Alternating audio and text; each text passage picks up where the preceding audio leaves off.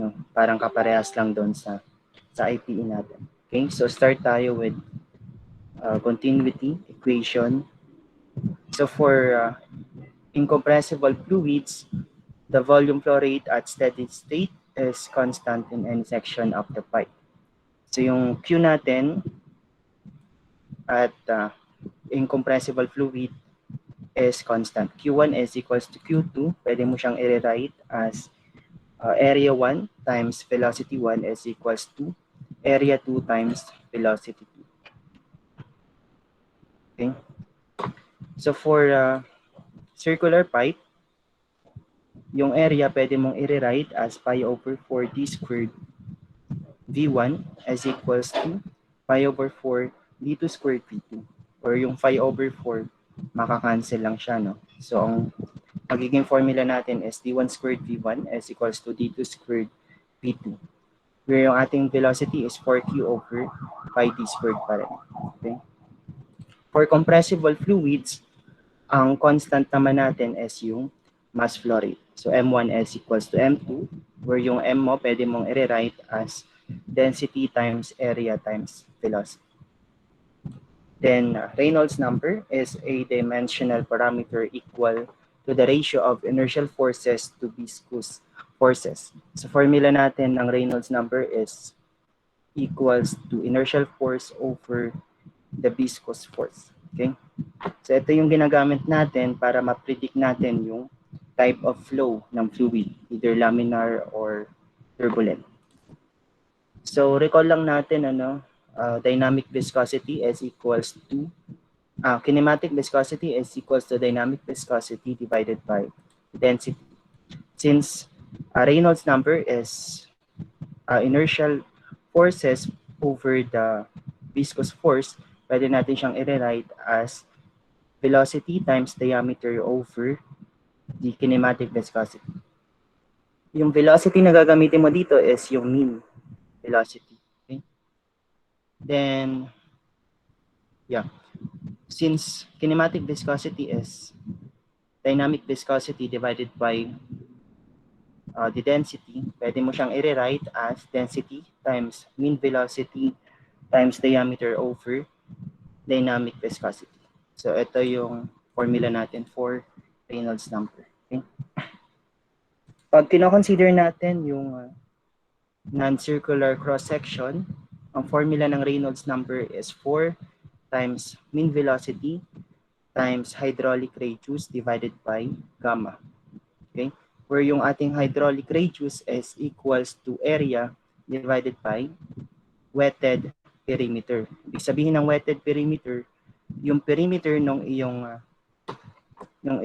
section na nababasa ng tubig or ng fluid. Okay? Like for example, meron kang meron kang sphere. Tapos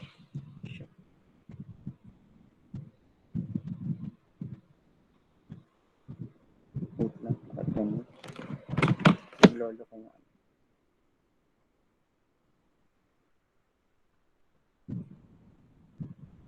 Ito na lang siguro. Like for example, meron kang sphere, tapos merong lamang na tubig. So yung wetted perimeter mula dito hanggang dito lang siya. So yan yung consider mo. Okay? So ganun siya.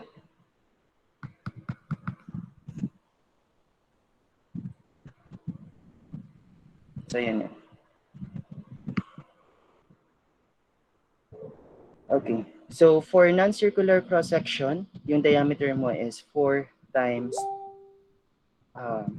hydraulic radius. Kaya siya naging 4 BRH over gamma. Okay? Now for the type of steady flow in pipes, meron tayong tatlo. No? So mache-check mo nga to by using Reynolds number. So kapag ang Reynolds number mo is less than or equal to 2,000, considered siya as laminar flow. Kapag greater than 2,000 but less than 4,000, ito yung transition zone, and kapag greater than 4,000, ito yung turbulent flow. Okay? Where yung sa ating nozzles, for critical velocity, automatic Reynolds number natin is equals to 2,000. So, okay. So, yan na lang muna. Reynolds number muna tayo. So, try natin yung example number 1. Number 1, the mean velocity of 40-degree water in a 44.7 millimeter inside diameter tube is 1.5 meters per second. The kinematic viscosity is 6.58 times 10 raised to negative 7 meters squared per second. What is the Reynolds number? Okay, so for number 1, kunin natin yung given. So meron tayong mean velocity of 1.5 meters per second.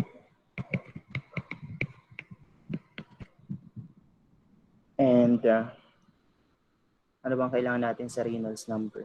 Hindi na yung temperature, diameter na lang, tapos velocity, tsaka kinematic viscosity. So diameter of 44.7 millimeters, convert natin ng meters, 0.0447 meters.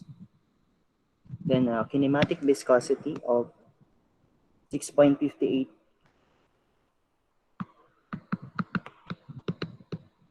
times 10 raised to negative 7 meters squared per second. So ang hinahanap dito ay Reynolds number. Okay, so formula natin ng Reynolds number in terms of kinematic viscosity. So we have velocity times diameter over kinematic viscosity. So direct sub lang to, no? More on cancellation of units. So Reynolds number is equals to velocity 1.5 meters per second, diameter of 0.0447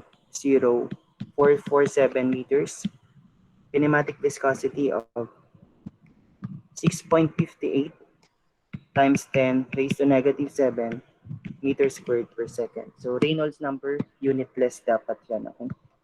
So meter squared second. So therefore, ating Reynolds number ay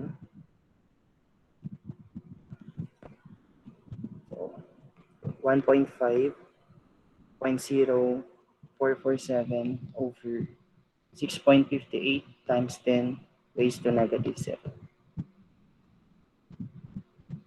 Okay. So naka-exponent yung ating choices. Press natin yung eng. 101.899. So press natin ulit yung eng. Shift eng, shift eng. Okay. So pag nag-eng kayo, ang raise ng power mo is raised to 3, raised to 6, raised to 9. No? So divisible by 3. Iurong mo na lang ng isang decimal place. So yung sagot dito is letter D, 1.02 times 10 raised to 5.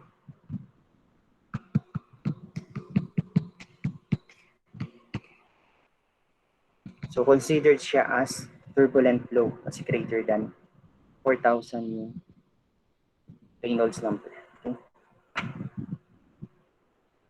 Okay, okay, so number 2. Number 2, a fluid with a kinematic viscosity of 2.5 times 10 raised to negative 5. So copy ko lang.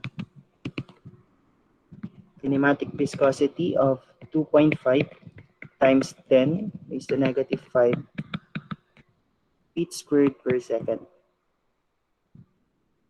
is flowing at 0.1 feet per second. So yan yung ating velocity mo. 0.1 feet per second. From the orifice, 3 inch in diameter. So meron tayong diameter of 3 inch. How can the fluid be described? So number 2, under siya ng elements, no? Pero magamitan mo siya ng solving para makuha mo yung sagot. So gagamitin natin yung Reynolds number para ma-determine natin kung anong type ng flow yung fluid natin. Okay, so Reynolds number is equals to velocity times diameter over kinematic viscosity.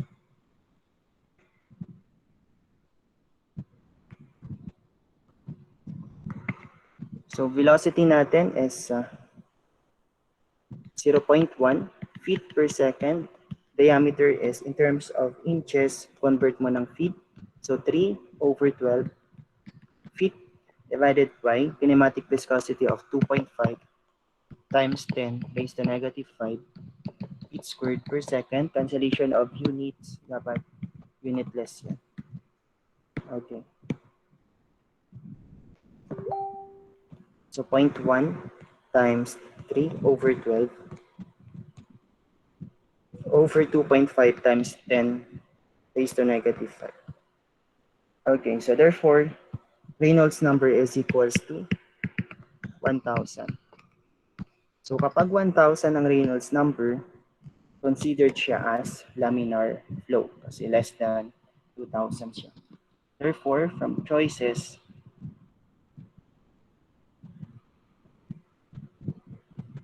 okay. So, letter A, hindi na kasi hindi naman siya turbulent. Letter B, hindi rin siya transition. So, either letter C or letter D. So, letter D, the fluid is turbulence cannot be calculated from the information given. Okay, so X yung letter T. Correct answer is letter C. The fluid is laminar.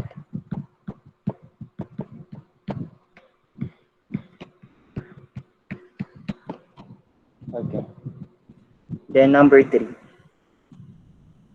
Number 3, oil has a specific gravity of 0.8, flows in a 200 millimeter diameter pipe. Find the critical velocity if viscosity is equals to 8.14 times 10 raised to negative 2 Pascal second. Okay. Kunin natin yung given.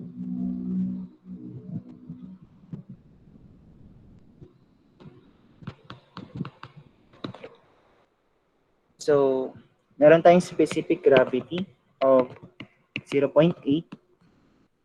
Meron tayong diameter of 0.2. 0.2 meters. And also, meron tayong viscosity. So, as I said nung previous na lecture, no, kapag walang sinabi kung anong viscosity siya, automatic, dynamic viscosity yung default natin. So, 8.14 times 10 raised to negative 2 Pascal second. So, ang hinahanap dito is the critical velocity. Okay. So, balik tayo doon sa ating, sa ating concepts. So, kapag critical velocity, automatic yung iyong Reynolds number is equals to 2,000. So, since critical velocity, Reynolds number is equals to 2,000. So, gamitin natin yung formula ng Reynolds number in terms of dynamic viscosity. So, ang formula natin is, ito no, density times mean velocity times diameter over dynamic viscosity. So, since meron tayong specific gravity, no, so gamitin natin siya. So, specific gravity times density times velocity. So, critical velocity na siya. Kasi yung Reynolds number na gagamitin is 2,000. Okay. Times diameter divided by dynamic viscosity. Okay, so 2,000 is equals to 0.8 density natin. So, oil is liquid. So, density ng water, 1,000 kilogram per cubic meters times the critical velocity, yan yung hinahanap, times diameter, 0.2 divided by dynamic viscosity of 8.14 times 10 raised to negative 2. Unit ng Pascal ay Newton per meter squared, then copy mo yung second. So, Newton second per meter squared. Okay. So, cancellation of units.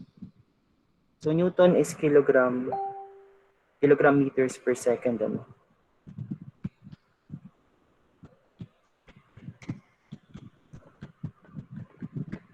Okay. So maka-cancel to. Isa na lang to. Cancel si kilogram. So itong dalawa maka-cancel. So magiging isa na lang yan. So unit natin dyan ay meters per second. Okay, so 2,000 times 8.14 times 10 raised to negative 2 over 800 times point. Okay, so 1.0175. 1.0175 unit natin ay meters per second. So letter A yung sagot. Okay. Yeah. Okay, number 4 tayo. So number 4, what is the hydraulics and what is the hydraulic radius of the semicircular channel shown?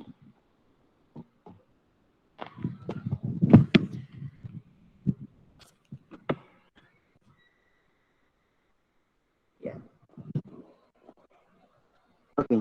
So pag sinabing hydraulic radius, ito yung may may wetted perimeter, yung diniscuss ko kanina. So ito yung formula na gagamitin natin. Okay. So i-check lang natin yung given. Okay. So yung given natin nasa figure. So kung i-analyze natin yung figure, ang makukuha natin dito is yung area ng segment. Ano? Kasi ito daw yung channel na may tubig.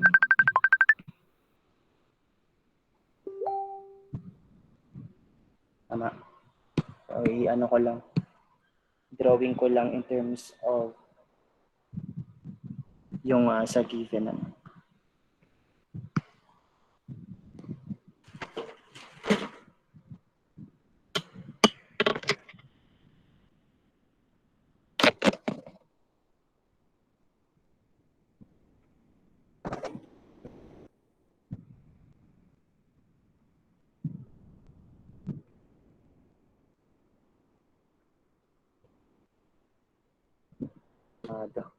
May pag-drawing naman dito.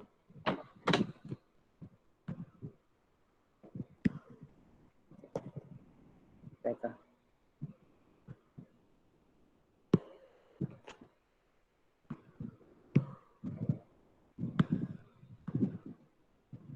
Yan.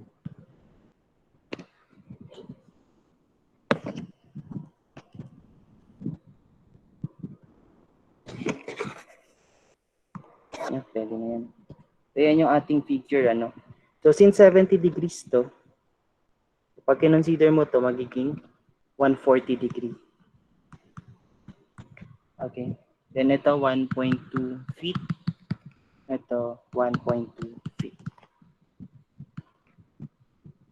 Then ito nga yung ano natin, yung wetted region natin.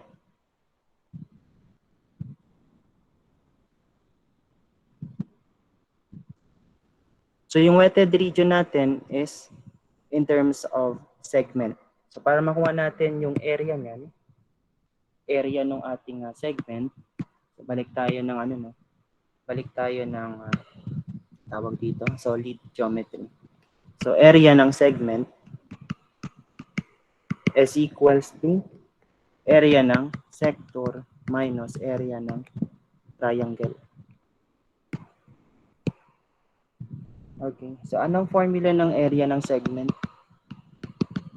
Area ng sector pala. So pi r squared theta over 360 kasi part lang naman siya ng circle. So i-ratio na lang natin yung theta divided by 360 degree.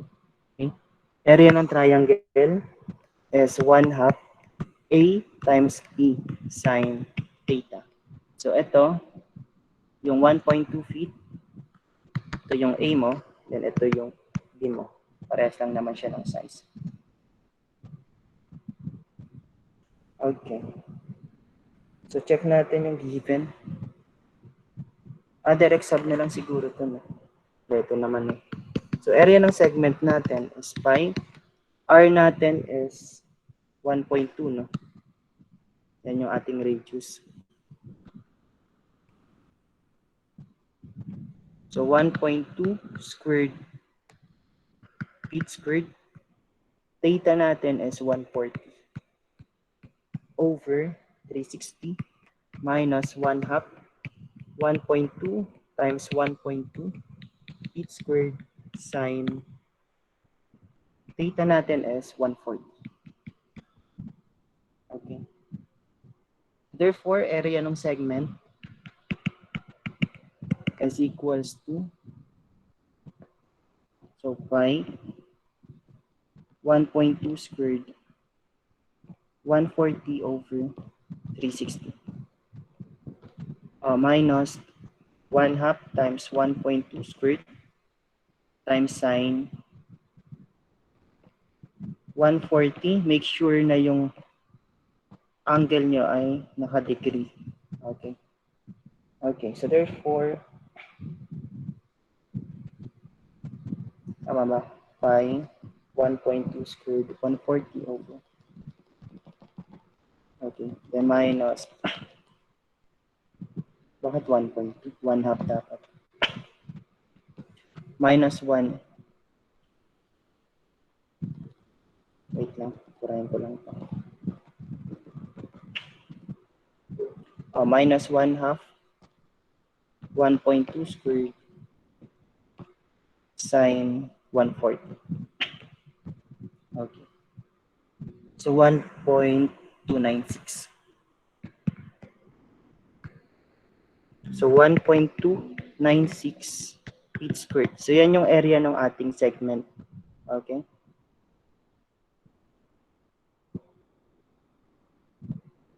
Okay. Then ano pa bang kailangan dito? So nakuha na natin yung area.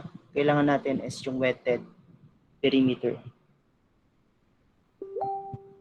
So based dito sa ating ating free body diagram, yung wetted perimeter or yung perimeter na nababasa ng fluid is ito. So mula dito hanggang dito, no? So yan yung ating arc, length of arc. Length of arc is equals to wetted perimeter. So balik ulit tayo ng solid geometry. Formula ng arc. Arc is equals to wetted perimeter. So, perimeter ng circle, 2 pi r, then ratio lang ng angle. Okay. Yan yung simplest na formula. Okay. So, 2 pi times 1.2 feet times theta natin is 140. Tama. Okay. 140 over 360. So, wetted perimeter natin is equals to 2 pi times 1.2 140 over 360. Okay, so 2.93 feet. Okay na, may area ka na, mayroon ka ng wetted perimeter. Masasolve mo na si RH or yung iyong hydraulic radius. So RH is equals to area ng segment over wetted perimeter. So 1.296 feet squared divided by 2.93 feet. So unit-wise, unit mo dito ay terms of feet.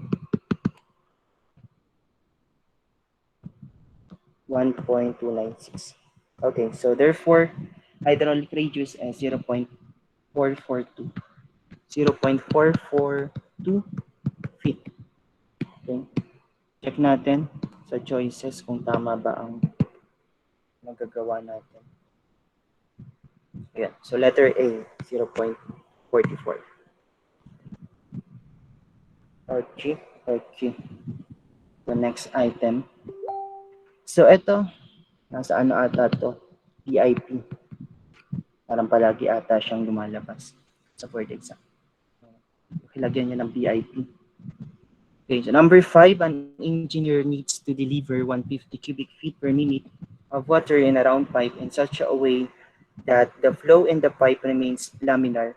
If the critical Reynolds number is 2000, what is the diameter of pipe that is necessary to ensure laminar flow?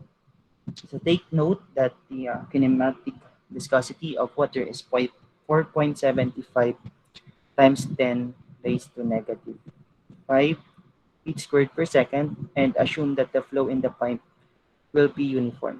So kunin natin yung given, number 5.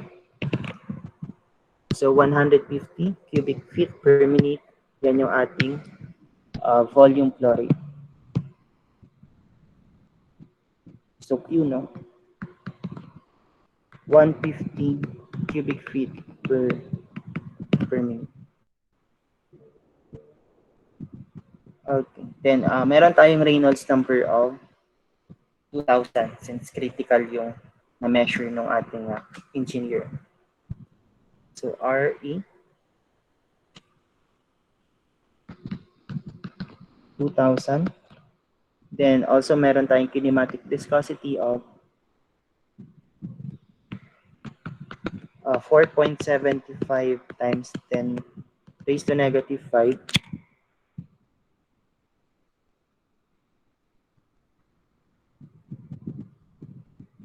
Ang unit natin is feet squared per second.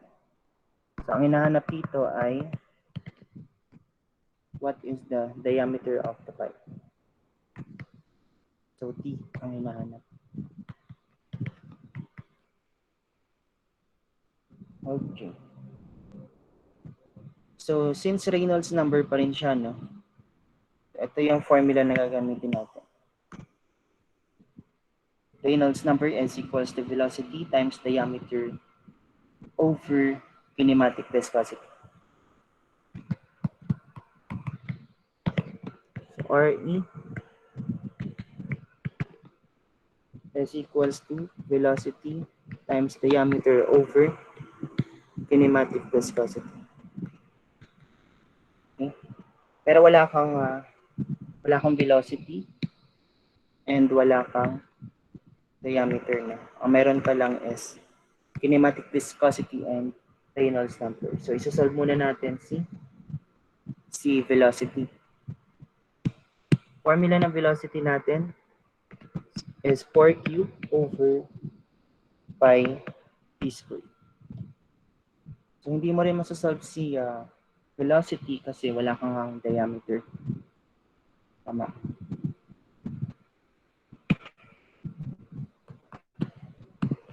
So, i-ano mo lang to, i-plug mo na lang siya dito, no? Yung velocity. Okay. So, okay.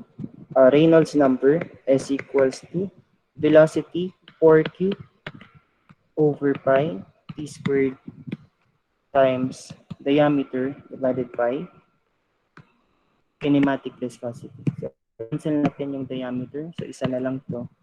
Let's cancel to. So, ang ating magiging working formula ay 4q over pi times diameter times kinematic viscosity. Then, check natin kung kaya mo siyang isolve. Meron kang Q, meron kang kinematic viscosity. Ito yung hinahanap. Meron kang Reynolds number. So, kaya na kasi one unknown na lang. So, i-direct sub na natin. So, Reynolds number is 2,000 equals to 4 times Q. Q natin is 150 cubic feet per minute, convert na natin into second. So 1 minute is equals to 60 seconds. Then pi times T times kinematic viscosity of 4.75 times 10 raised to negative 5 feet squared per second. By cancellation of units, cancel C, cancel sa second, so ito isa na lang. Okay, so unit natin dito ay in terms of feet. So therefore, diameter is equals to 2,000 is equals to, so 4 times 150 over 60 times pi times alpha x times 4.75 times 10 raised to negative 5. Okay, so diameter natin is 33.506. Unit natin ay feet. Step natin, anong letter siya? 33.506, so letter A. Okay. So yan na yung about sa Reynolds.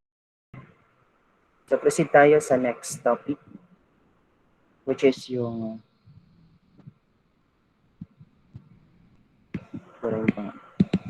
so next topic natin ay energy and head flow. Okay, na-discuss ko na to sa pumps, no? So hindi ko na masyadong i-elaborate. So kapag kinetic energy and velocity head, i-divide mo lang siya sa 1 over work, no? So work mo is mass times gravity. Kinetic energy is 1/2 mv squared, makakancel yung mass. Therefore, formula mo ng velocity head is p squared over 2g. Kapag potential energy in terms of elevation head, so same lang din, no? I-divide mo siya sa work. Work is mass times gravity. Potential energy is mass times gravity times c. Kaya ang elevation head natin in terms of potential energy is in terms of c, or yung height, or yung datum. Then pressure head, ganun lang din, no? Pressure head is P over gamma. De-divide mo lang din siya ng work. Okay. Then, total energy of flow, ito yung sum of kinetic and potential energy. Okay? So, total energy of flow is equals to kinetic energy plus potential energy plus energy of flow. Where total head natin is equals to velocity head plus pressure head plus elevation head. Okay. So, according to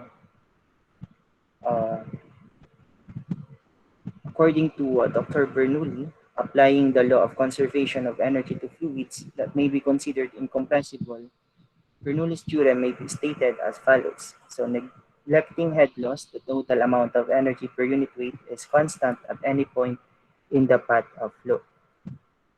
So, pag nineglect mo yung head loss, sabi ni Sir Bernoulli, no, yung energy natin per unit weight is constant. So, energy 1 is equals to energy 2. So, energy is equals to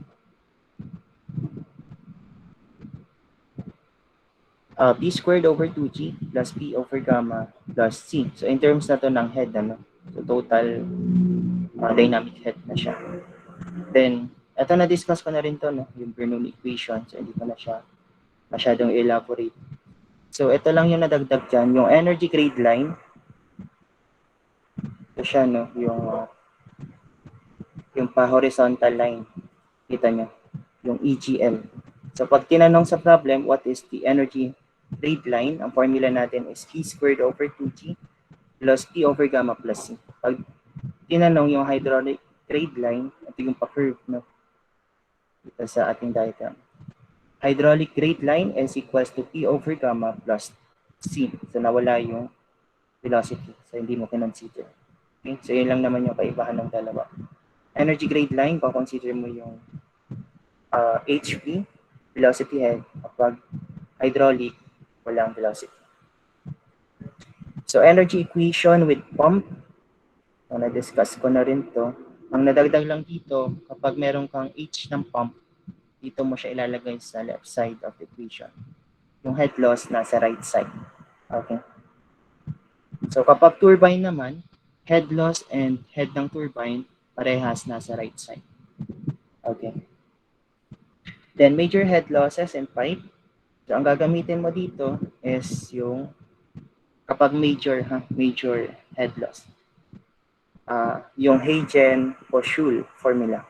So H loss is 32 times dynamic viscosity times length or pipe length times mean velocity divided by specific weight times diameter squared. Where gamit na gamit pa rin dito yung Darcy's equation and Morse equation. So as I said doon sa pumps, no? Default formula kapag head loss sa pipe ay Darcy. Kapag gagamitan mo siya ng Morse table, Morse equation ang gagamitin mo. Okay? So para may mga case na hindi binibigay yung F or yung coefficient of friction sa problem. So makukuha niyo yung coefficient of friction by using this formula. So 64 divided by the Reynolds number. So in case lang na hindi binigay pero pag binigay, yun yung gagamitin niya. Okay. Then minor head loss is equals to K times P squared over 2G. So kapag naka-series yung ating pipe, yung ating volume flow rate is constant. So pare-parehas lang yan. So Q1 is equals to Q2 is equals to Q3. Where yung ating head loss ay summation kapag series.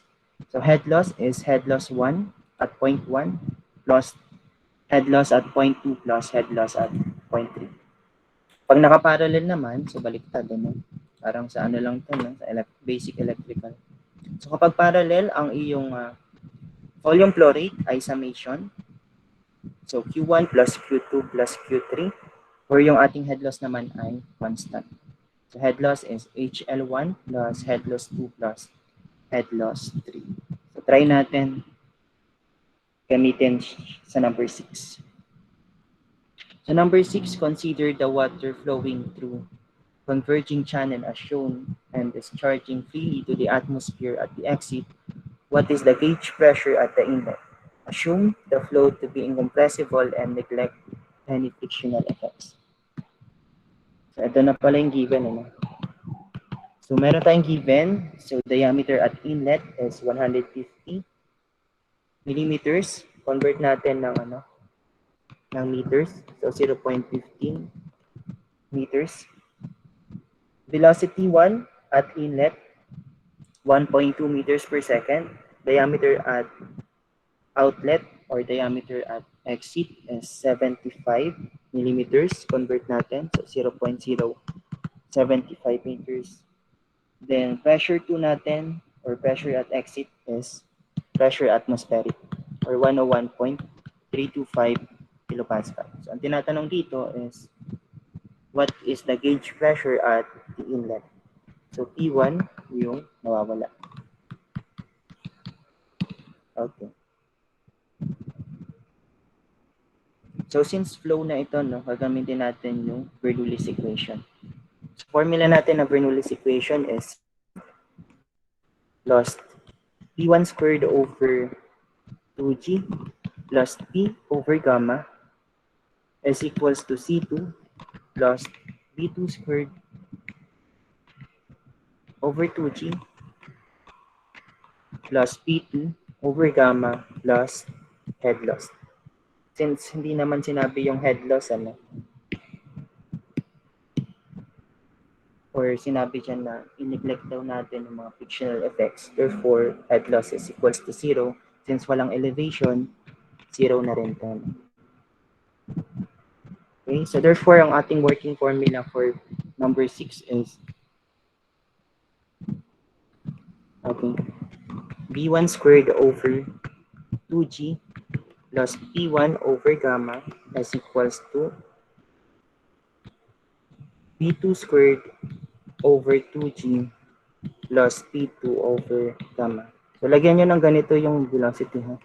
Kaya nilalagyan ko siya ng ganyan kasi velocity is an vector quantity. So, vector, ibig sabihin, meron siyang direction. Kaya, laging may ganyan yung velocity. Okay, so i-check natin ating given kung pwede ba siyang i-direct sum. Velocity 1, kaya naman. Pressure 1, yan yung nawawala. Velocity 2, kaya din, no? In terms of diameter. Pressure 2, kaya din. Okay, so ang kukunin natin dito ay hindi pala kaya si velocity 2 kasi wala pala tayong volume flow rate. So, ang gagamitin natin dito ay conservation of mass. Balik tayo dun sa unang discussion.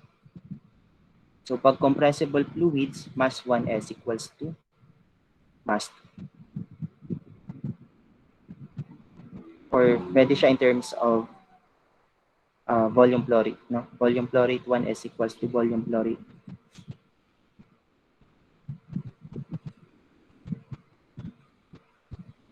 Okay, so isolve muna natin si velocity 2.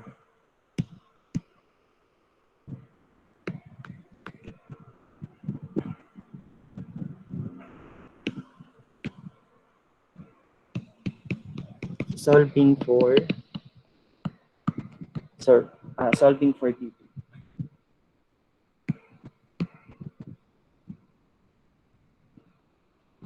Okay, so Q1 is equals to Q2. Area 1 times velocity 1 is equals to area 2 times velocity 2. Or pwede natin gamitin yung simplified na formula. No? Since circular naman yung pipe natin. So D1 squared, D1 is equals to D2 squared. D2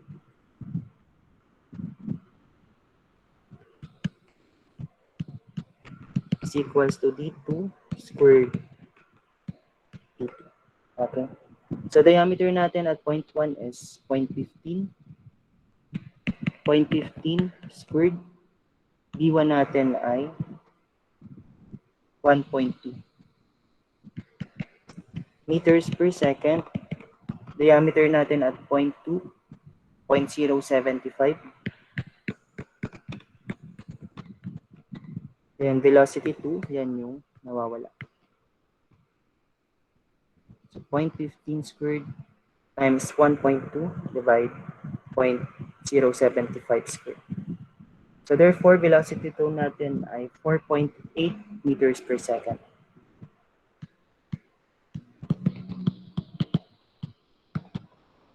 Okay, then check na natin kung kaya na. I think kaya naman na, no? Kaya na masolve si P1.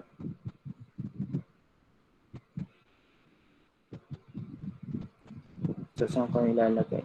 Ito na lang, no? Sa baba. So, therefore, okay, B1 squared natin is 1.2 squared divide 2 times 9.81. Ang unit mo dito ay in terms of meters na, no? Meter squared per second squared over meter per second squared. So, meters na ang lalabas. Kahit hindi ko na isulat. Plus, P1 natin is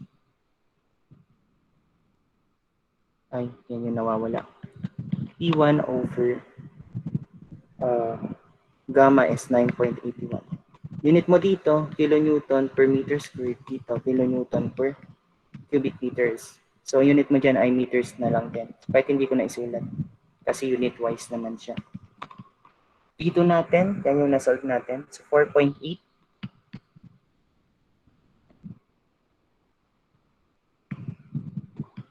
4.8 divide 2 times 9.81 plus P2 natin, 101.325 divide gamma, which is 9.81. Okay? So, maganda, i-simplify nyo na sa calculator nyo. Magsamahin nyo yung velocity and also yung pressure. Okay. So magiging 1.2 squared over 2 times 9.81.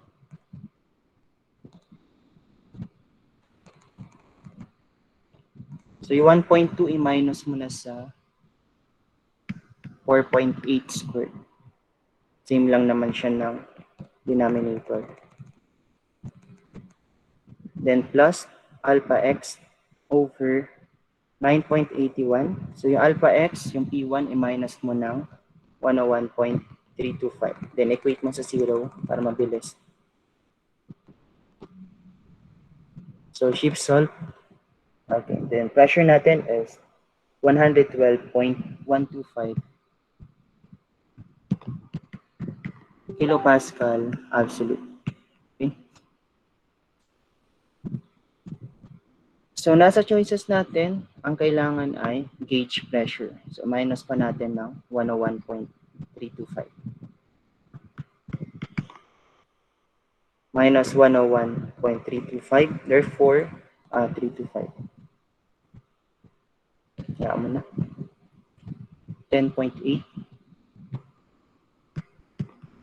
kilopascal each. So yan yung sagot natin sa number 6.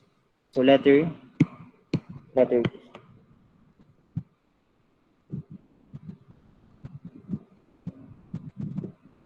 Okay. So next, number 7. May number 7, ano to, under siya ng difficult problem na sa board exam. Okay. So matinding analyzation ang kailangan dito. So inyo kayo na ang magsagot. Ko ata ito kaya. Okay. Number 7. So number 7, a 90-degree reducing elbows is in vertical plane and water flow fluid. What is the horizontal force required to hold the reducer elbow in a stationary position? So ito daw yung elbow natin. So sa exit, meron tayong 30 cm diameter.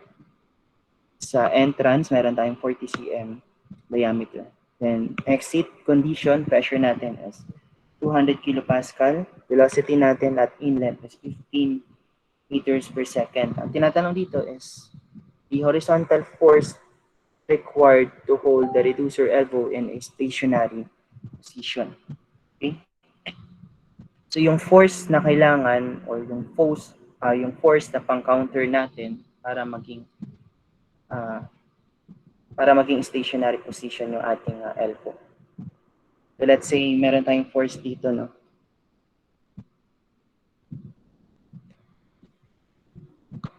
Meron tayong force ng fluid. Tapos kapag meron kang force ng fluid dyan, meron kang force ng counter. Okay, so yung force counter yung hinahanap.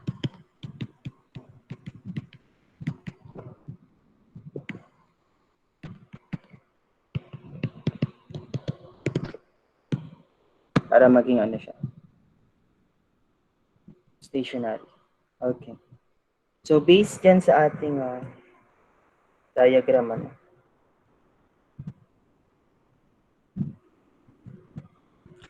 Force counter is equals to force ng ating fluid. Okay? So para makuha mo yung force ng ating fluid, kailangan mo i-consider yung pressure ng fluid. So force in terms of pressure. And also, since elbows yan, kailangan mo i-consider yung impulse. Okay? Impulse force. Yan.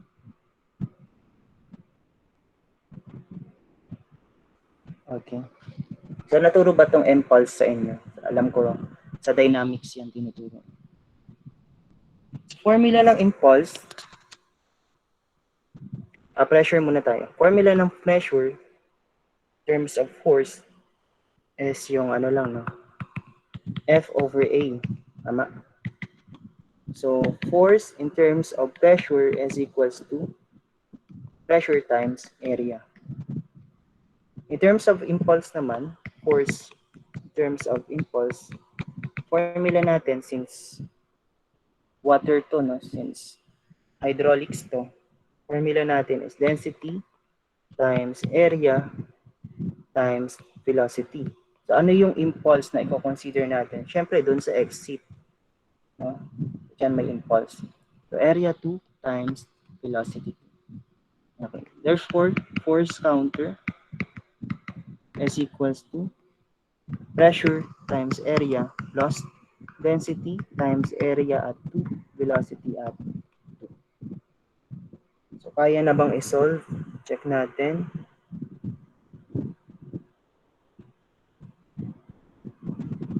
So, pressure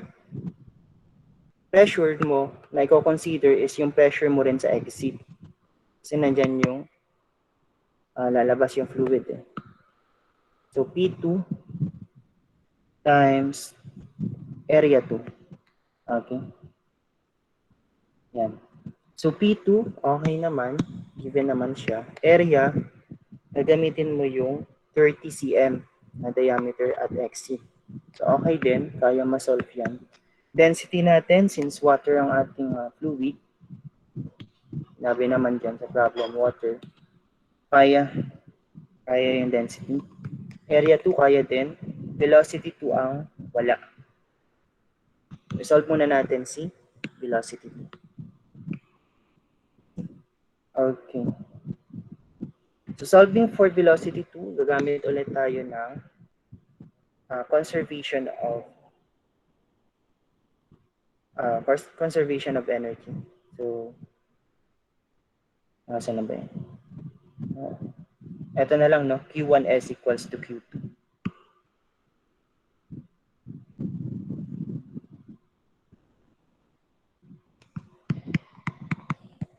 Solving for velocity 2,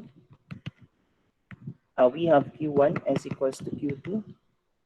Area 1, tama, velocity 1 is equals to area 2 times velocity 2.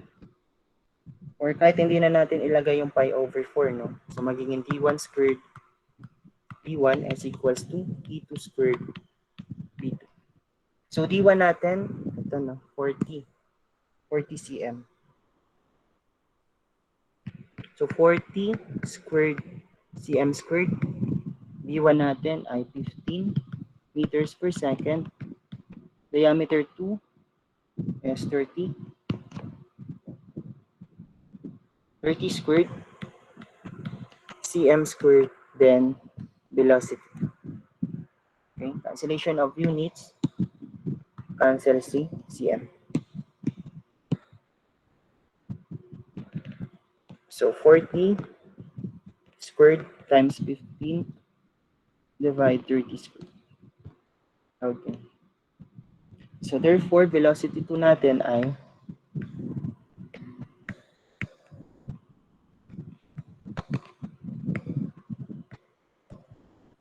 ilan ba? 26.67 meters per second. Okay na si velocity 2, masasolve na natin yung force counter. Therefore, Fc is equals to, pressure natin is 200 kilopascal. So 200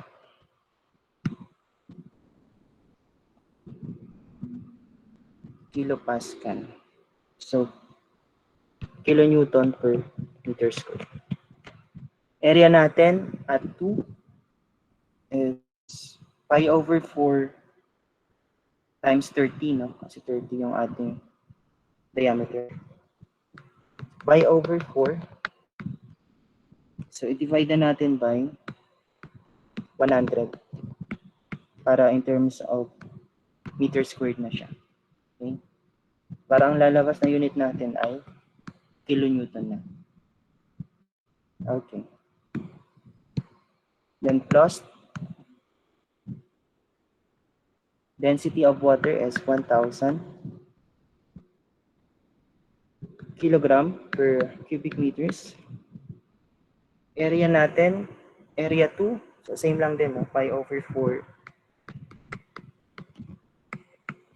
30 over 100 squared meter squared. Then velocity 2 natin ay nakuha natin, which is 26.67. 26.67 meters per second. So, ang unit natin dito ay in terms of Newton. So, i-divide natin pa ng 1,000. 1 kilonewton is 1,000 Newton. Cancellation of units, kilogram meters per second squared. Ay, teka. Ano ba?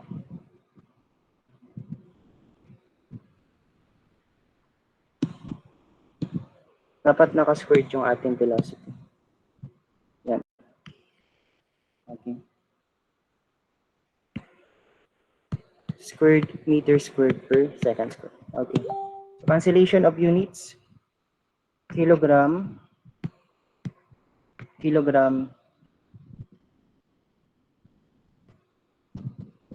So meter per second squared is Newton. Cancel C, cubic meters. Yan, tama, kilonewton. Then input na natin. So 200 times pi. Labas na natin pi over 4, no? Since common factor naman. Tapos cancel na natin si 1,000. So pi over 4 times 3 over 10 per. Okay. So 200 lost 26.67 squared. Okay. Ang number ko ito? Number 7. So 64.415.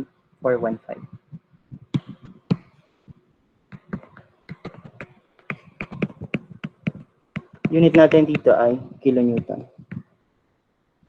Check natin kung nasa choices. Yung 64. Number 7, 64.4. So letter C.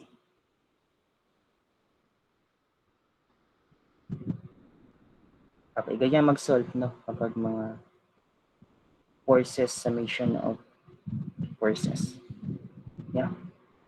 Number 8 na tayo. May tanong ba sa number 7? Kaya naman sagutan siguro yun.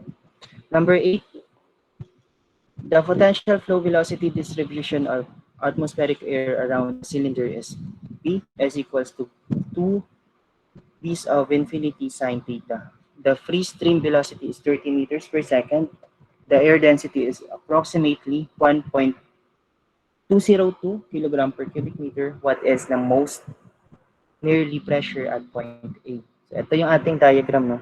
So at point 1 or point infinity, say point infinity, then at first point, pupunta dito siya sa ating point A, yung ating second point. Okay? So first point, point infinity. Second point natin, point A. Okay. Kunin natin yung given sa number 8. So at point infinity, meron tayong given na 30 meters per second. So V of infinity is equal to 30 meters per second. Then atmospheric daw yung ating initial condition, no? So P of infinity is equals to 101.325. So at point 2,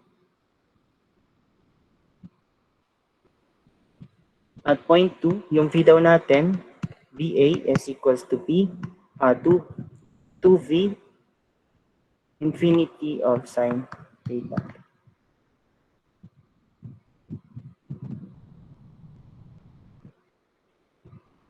Then also meron tayong density of 1.202 kilogram per cubic meters. Ang tinatanong dito is the pressure at point A. So PA ang hinahanap. Okay. Solution. So first thing na gagawin natin, solve muna natin tong velocity at A since in terms of equation siya. So velocity at A is equals to 2 B of infinity sine theta. Yung theta natin at exit, no? Theta natin at exit is 90 degree. Therefore, velocity at A is equals to 2. Yung ating V of infinity is 30 meters per second sine 90 degrees.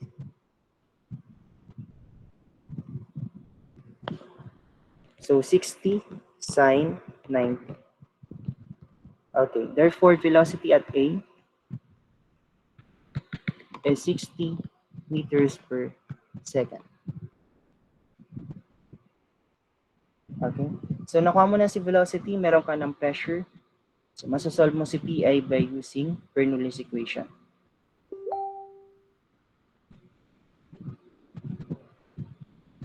Okay, so point 1 muna tayo.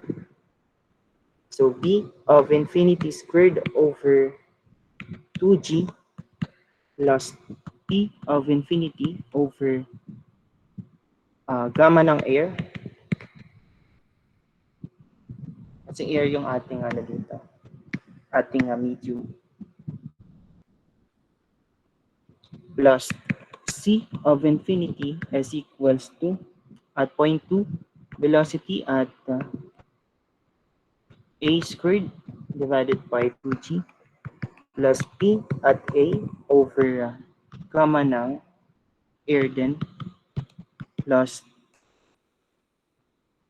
C at A plus head loss. Okay. So wala tayong elevation. Then wala tayong head loss. So in terms of velocity and pressure lang tong number 8. So V's of infinity, so given naman siya. V's of infinity, given naman. VA, yan yung nakuha natin, 60 meters per second. So one equation, one unknown, itong ating equation. So masasolve natin siya. So V of infinity is 30 squared meter squared per second squared divided by 2 times 9.81 meters per second squared. V of infinity is atmospheric 101.325 kilonewton per meter squared divided by gamma ng air. So gagamitin mo dito yung density. Okay. So gamma ng air is density 1.202 times gravity, which is 9.81. Ang lalabas mo dito na unit ay Newton per cubic meters. So convert mo siya into kilonewton. So i-divide mo siya ng 1,000 Newton per kilonewton. Okay. Okay. Okay. So PA natin is 60. So 60 squared meter squared per second squared 2 times 9.81 meters per second squared. Plus PA, yan yung hinahanap, over gamma ng air. Same lang din, 1.202, 9.81. Okay. Newton per cubic meters divided by 1,000 Newton per 1 kilonewton. So actually, kahit lagay natin to in terms of kPa, kasi makakancel naman to. Newton meter squared, Newton per cubic meter, kilonewton, tsaka Newton.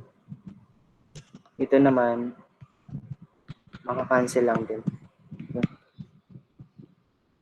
So So, kilopascal yung unit na lalabas. Okay, so input natin sa calculator. Pagsamahin natin lahat ng may same denominator para malesen yung i-input natin. So 30 squared over 2 times 9.81. 30 squared minus 60 squared.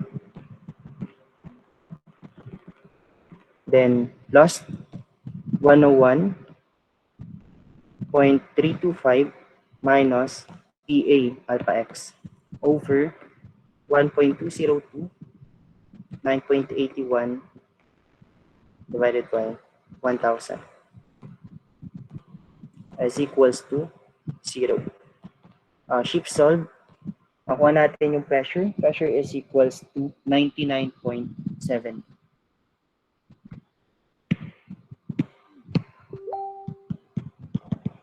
99.70 kilopascal.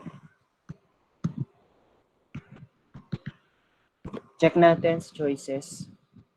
So letter D. Diba? Ang dali lang pag mga Bernoulli's equation. Okay, so next item tayo. Next item under differential ng Bernoulli's. So given the following venturimeter and the two pressure shown, calculate the mass flow rate of water in a circular pipe. Okay. So kunin muna natin si given.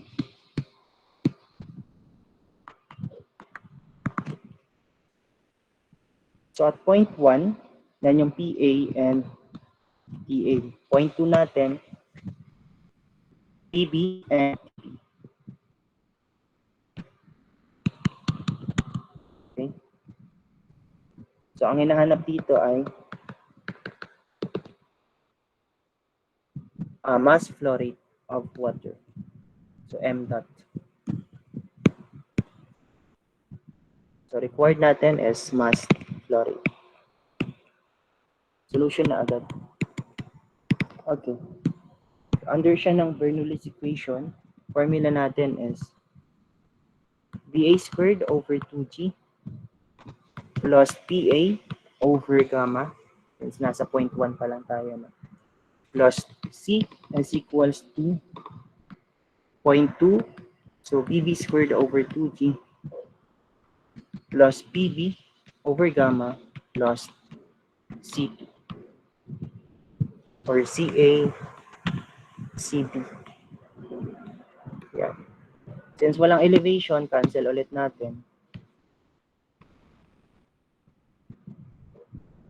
Okay.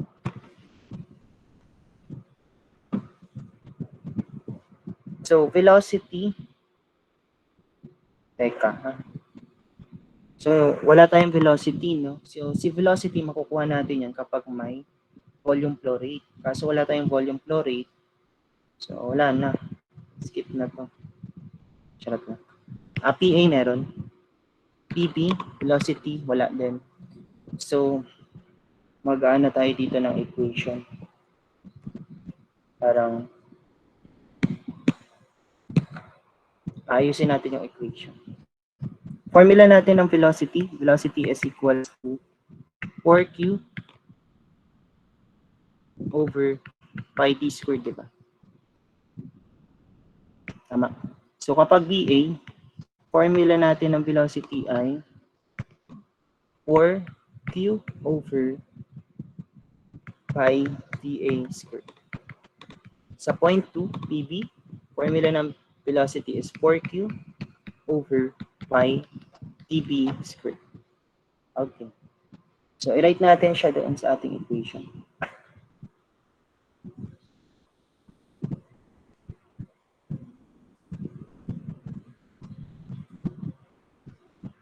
So, BA squared. So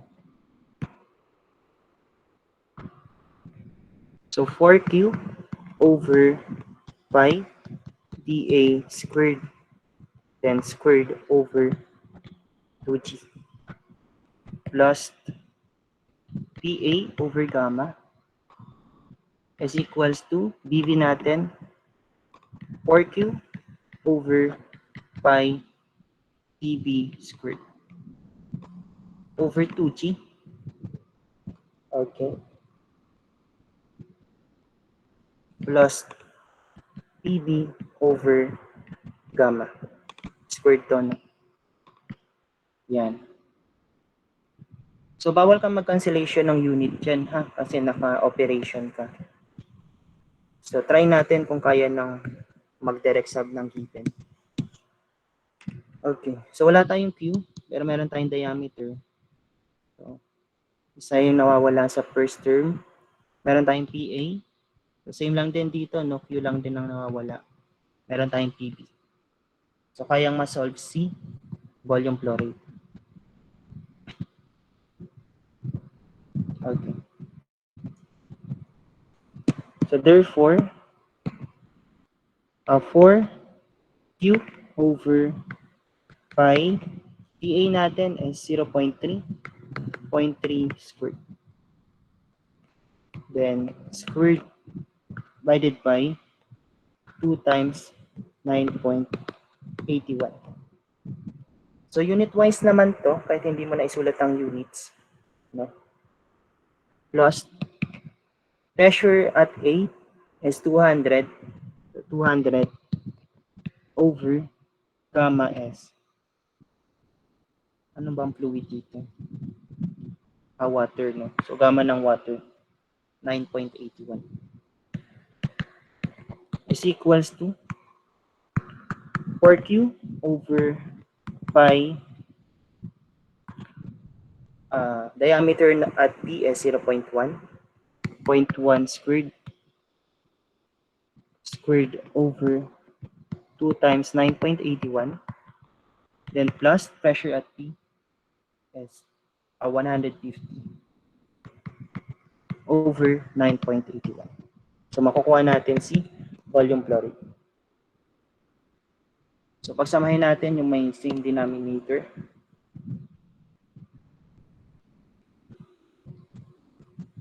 So 4 alpha x over pi 0.3 squared, then squared, minus 4q, 4 alpha x over pi times 0.1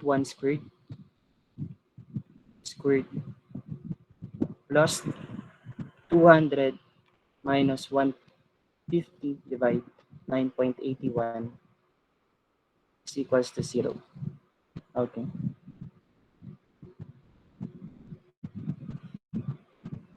Wait. Mali ata equation. Walang over 2 times 9.81. Ulit. So 4 alpha x over pi 0.3 squared minus 4 alpha x over pi 0.1 squared over 2 times 9.81. Ayun. Then plus 200 minus 150 over 9.81. So shift solve. Okay. So ang Q natin is 0.079. Unit natin dito ay cubic meters per second. Okay. Ano bang tanong dito? Mass flow rate ang tinatanong. So formula ng mass flow rate is equals to density ng water times volume flow rate. Density ng water is 1,000 kilogram per cubic meters. Volume flow rate is 0.079 cubic meters per second. So kilogram per second ang lalabas. So times 1,000. So 79.029 kilogram per second. Check natin anong letter? 79. So letter T. Okay. Okay. Number 10 tayo. Nakasabay pa ba? Kaya naman ano. Okay. Number 10, a pitot tube is used to measure the flow of incompressible fluid where density is 926 kilogram per cubic meter. If the velocity is measured as 2 meters per second and the stagnation pressure is 14.1 kilopascal, what is the static pressure of fluid where the measurement is taken? So for number 10, meron daw tayong pitot tube. Ano?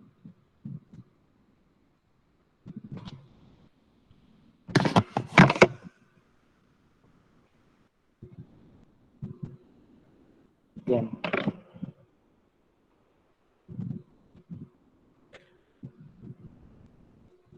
So, yeah. So, let's say ito yung ating pitot tube. Then,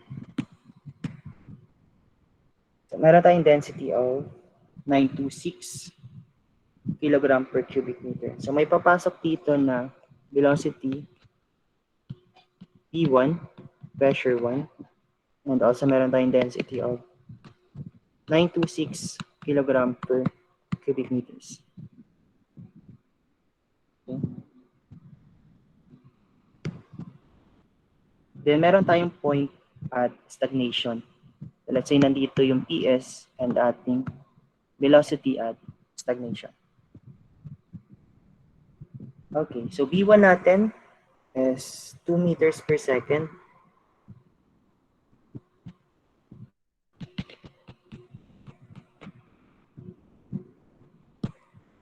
Okay. Stagnation pressure is 14.1.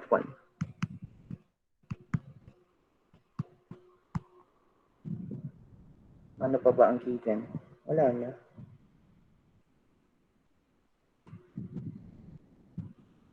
What is the static pressure of fluid where the measurement is taken? So ang record dito, what is the static pressure? So P1 ang hinahanap.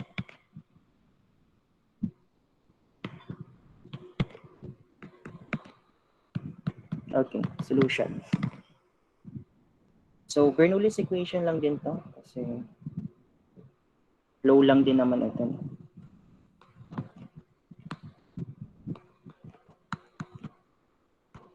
Ayan. So since hindi sinabi yung stagnation na velocity, considered natin siya as 0. Not stated. Okay, ang ating working formula ay yung papasok muna, d1 squared over 2g plus p1 over gamma. Wala namang elevation, ano? So, huwag na natin isulat. Is equals to pressure at stagnation over gamma plus velocity at stagnation squared over 2g. Since ps natin is equals to 0, 0 na yan. Okay.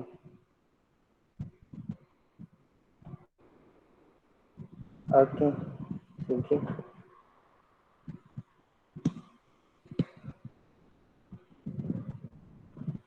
So B1 natin is ilan ba? 2 meters per second, no? So 2 squared meters squared per second squared over 2 times 9.81 meters per second. P1 natin, yan yung hinahanap. Gamma natin ay gamma. Ano bang fluid natin? Walang sinabi, no? So pag walang sinabi, gagamitin natin yung density. So 926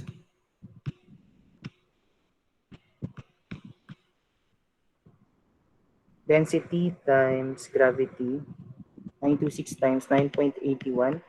So ang unit mo dito ay in terms of Newton, ano? Newton per cubic meters, divide mo ng 1,000. Parang kilonewton per cubic meter.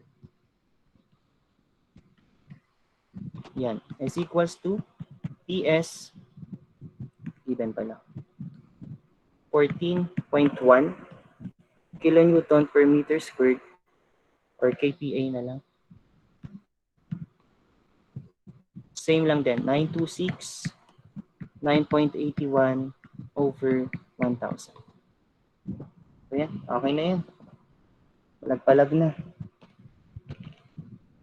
2 squared over 2 times 9.81 plus alpha x minus 14.1 over 926, 9.81 divide 1,000 is equals to 0.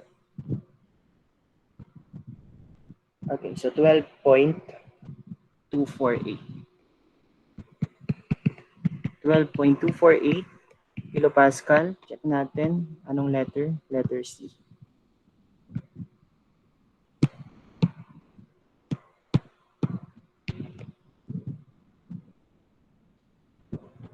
Okay, so number 11.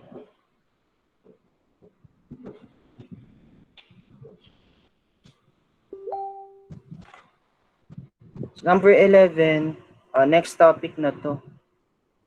Kasi may nozzles na, tsaka may mga jet na. No? Punta tayo sa next topic. Kaya pa ba? Okay. So hydrodynamics tayo. Ito na ang medyo malalim ano. So hydrodynamics. So ito ginagamit, ang application ng hydrodynamics sa atin ay sa pipe. Okay? So pipe bend force analysis. So let's say ito yung pipe natin. Ano? So meron tayong point 1 and meron tayong point 2. At point 1 meron tayong velocity. Point 2 yung exit velocity. So dito sa pipe natin, may force dyan na nag-a-act. Force, ito yung resultant force. Mayroong force at yung vertical, then force at horizontal. Yung force na nag-a-act dito is the force exerted by the bend on the fluid. Okay? So pag tinanong dito is force at horizontal or Fx, yung force impulse ang gagamitin mo. No? So summation of Fx. Pag y, summation of Fy. Kapag F, resultant, square root of Fx squared plus Fy squared. So to elaborate yung formula, so ito yung formula na gagamitin natin. Okay? So formula ng force impulse is density times volume flow rate times V1, V2 minus V1. Okay. So saan nanggaling yan? So nanggaling yan sa formula ng momentum where impulse is equals to momentum. Okay? Formula ng impulse is mass times delta T. Okay? Where yung force is mass over time times P2 minus P1. So itong time, divide mo lang dito, tapos yung delta B, inano mo lang, and expand mo lang. Yung M mo, pwede mo siyang i-write in terms of yung mass flow rate, no? Pwede mo siyang i-rewrite as density times volume flow rate. For volume flow rate, ang symbol natin ay Q. Kaya dyan nakuha yung formula ng impulse. Mass times delta P divided by time. Okay? So density times Q, P2 minus P1. So kapag i-consider mo yung X, nasan yung X natin? Andito siya, no? Banda. Pa-horizontal. Okay? Formula natin is density times Q, P2 cosine alpha minus P1. Kapag Y naman, sine. Okay? Density times Q, quantity V2 sine alpha. Okay. So kapag i-consider mo yung pressure, summation ng f of x natin is negative fx plus P1A1 minus P2A2 cosine alpha. Kapag summation of Fy na kino-consider yung pressure, formula natin is Fy minus P2A2 sine alpha. So ito, try natin i-apply the next example natin. Okay, number 11.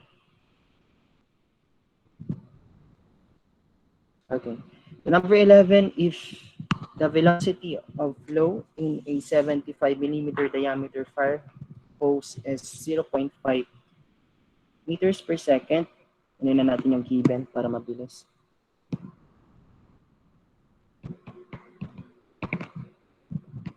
So 0.5 meters per second, yan yung ating P1. Diameter 1 natin is 75 millimeters. Okay. What is the velocity in a 25 millimeter diameter jet? So uh, TJ na lang, no? Or D2. D2 na lang yung jet. Sige, DJ na lang. 25 mm. Ang hinahanap dito is the velocity.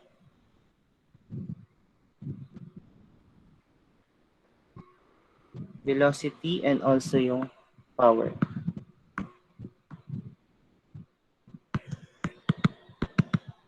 Velocity ng ating jet and power ng ating jet. Okay? Okay, so solution. So pag tinatanong power ng jet, no, formula natin ay 1/2 times density times area ng jet times velocity raised to 3. So medyo similar siya sa pagkuha ng power ng sa wind turbine. Okay? So yan. So ito yung ating working equation for the power. Okay. So meron tayong density. Since water naman yan, no? 1,000.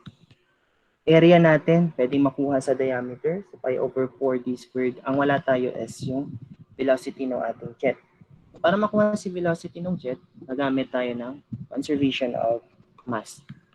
A1, B1 is equals to area ng jet, velocity ng jet. Or B1 squared, B1 is equals to DJ squared DJ. Okay, so kompleto naman yung tatlo. Makukuha natin si velocity ng ating jet. Then direct sub na dun sa power. Then yun na pala yan, no? Number 11. Velocity and power. Sakto lang. Okay, so D1 squared natin is 75 mm. So 75, wag na natin i-convert, no? Unit-wise naman, no? Squared, mm squared. D1 natin is, ilan ba? 0.5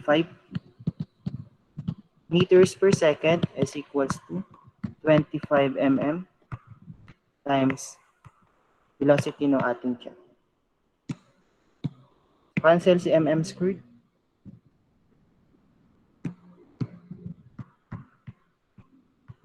Yan.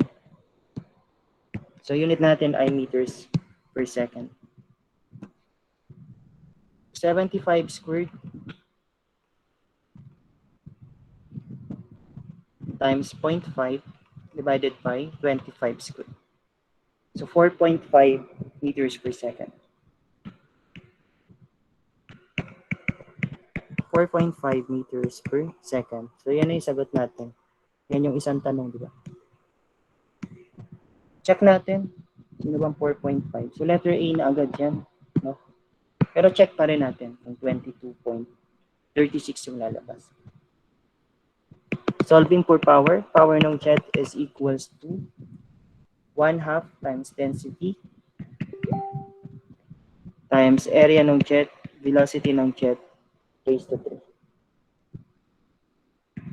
So 1/2 density natin 1,000 kilogram per cubic meters. Area natin is pi over 4. DJ is 25. Divide natin ng 1,000 para in terms of meters na siya. Squared, meter squared. Velocity ng jet natin ay 4.5 raised to 3 meter cube per second. Cancellation of units, kilo, uh, gawin na natin ano no, ay hindi, wag na. Kilogram, cancel na natin to. Meters per second squared. Kunin natin yung dalawa, no? Isa na lang. Kilogram meters per second squared is Newton. Tapos may matitira pang isang meter, may matitira pang isang second. So, Newton meter per second or watts ang ating magiging unit dyan. Okay. Therefore, power ng ating jet is equals to, cancel na natin to, no? Ay, hindi, naka-squared pala. Huwag pala. So, 1/2 times 1,000 pi over 4, 25 over 1,000 squared, 4.5 raised to 3. Okay, so 22.36 nga watts. So tama yung sagot, no? Letter A. Ayun, 22.36. Okay. Number 12.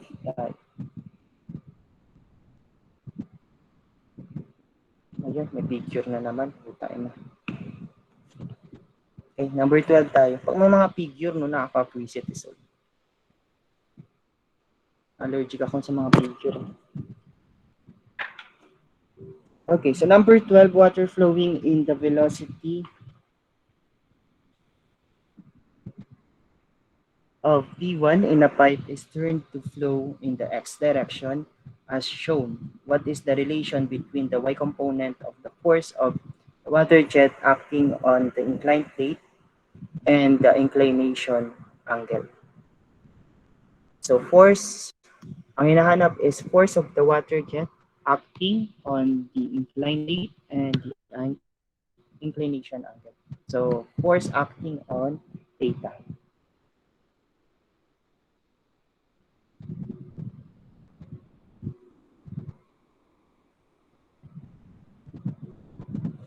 Okay. Paano ba ito i-visualize? So ito yung ating ano no, diagram. I-rewrite ko pa ba? So meron tayong theta. Say dito ko na lang isulat.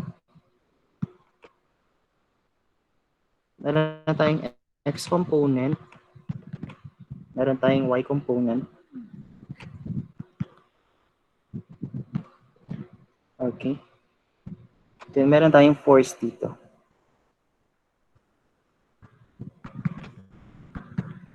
So sa force, meron ditong theta ano.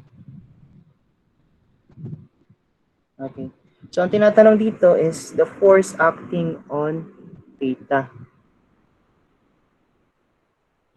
So kung may F ka dyan, meron kang velocity vertical. Vy. Yan. Tapos meron kang dx dito. Or let's say d1. Kasi yan yung papasok eh. Okay.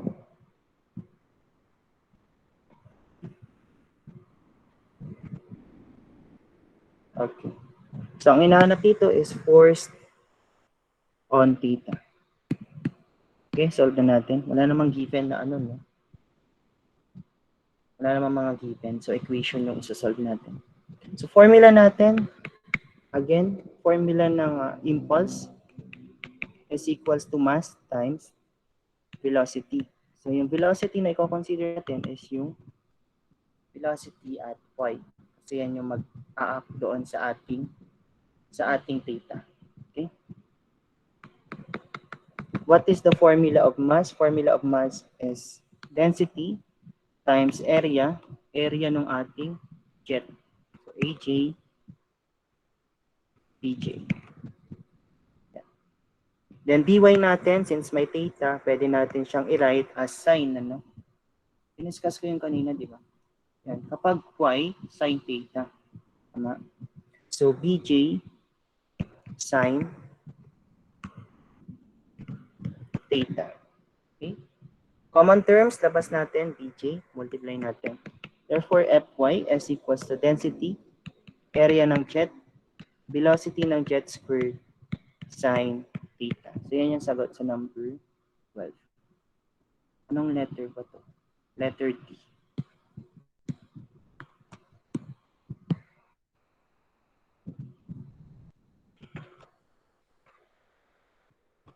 Yan, dali lang pala. Okay, number 13.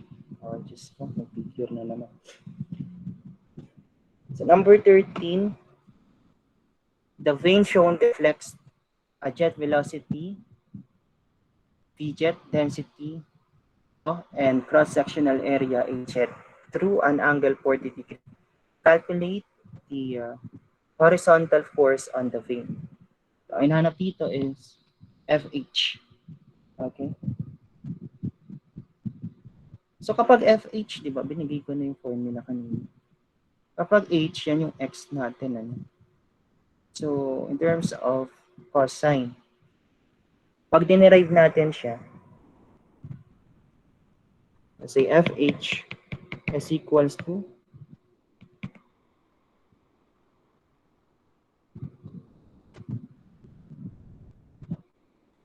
FH is equals to density times area ng jet times velocity ng jet multiplied by PJ minus PJ cosine.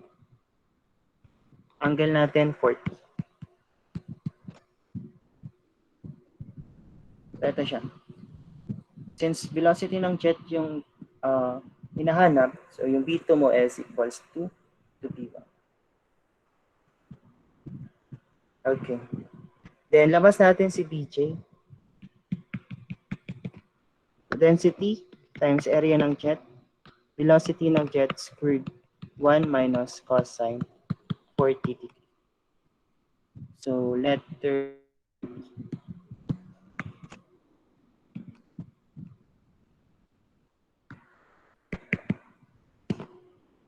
and number 13. Then next, number 14. Number 14, a uniform area jet travels to 600 feet per second and a 100 cubic feet per second. What is the horizontal force on the water jet if it undergoes a 180 degree turn? So let's say meron tayong jet ano.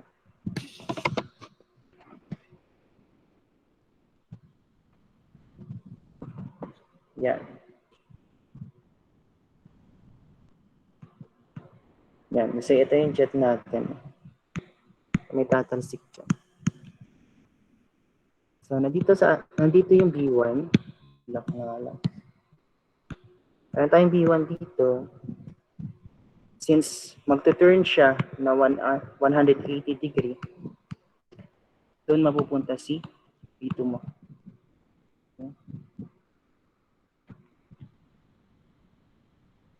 Bakit siya nag-turn ng 180? Kasi meron kang ano dito, parang pader. Hindi mo patatamain yung jet mo. Yan. Ayan yung itsura niya. Okay? So, kunin natin yung given. So, meron tayong volume flow rate of 600 feet per second. Volume flow rate. Velocity pala ito. Velocity ng jet. Yung 100 yung cubic feet per second. Yan yung ating volume flow rate.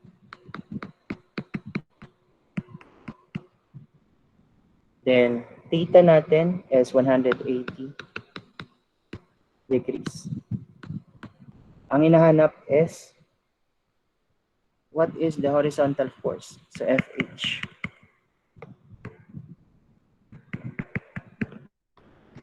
Okay. So, horizontal force natin, anong formula? Yung na-derive natin kanina. Ito, no? Density times area bj squared 1 minus cosine theta.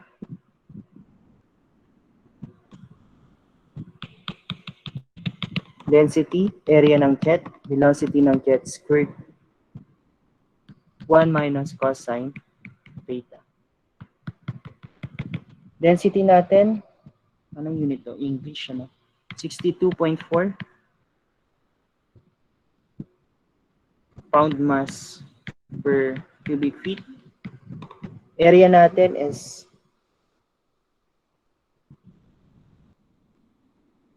yung area pwede natin siyang i-rewrite as ano nga lang, density, area times velocity. Q, no? Qj. 1 minus cosine theta. Serve natin as equation number 1. Ako na lang ilagay sa baba.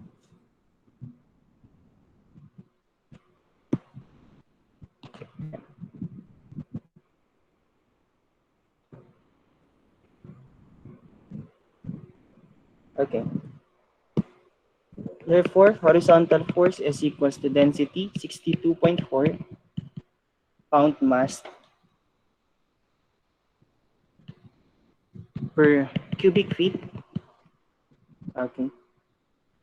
Q natin is 100 cubic feet per second.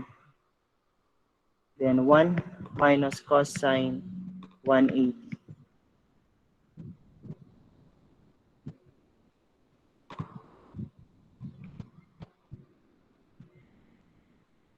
Tama ba yung formula ko?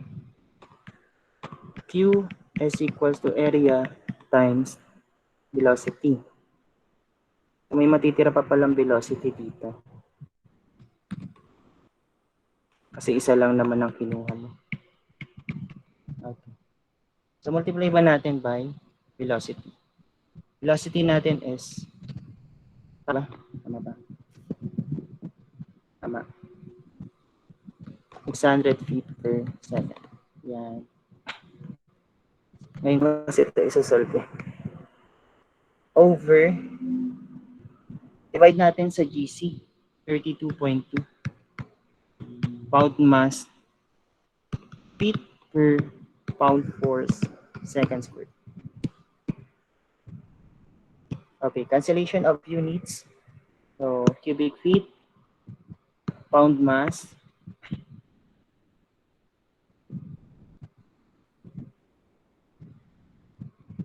second squared, cancel, then feet. Ang lalabas yan is pound force.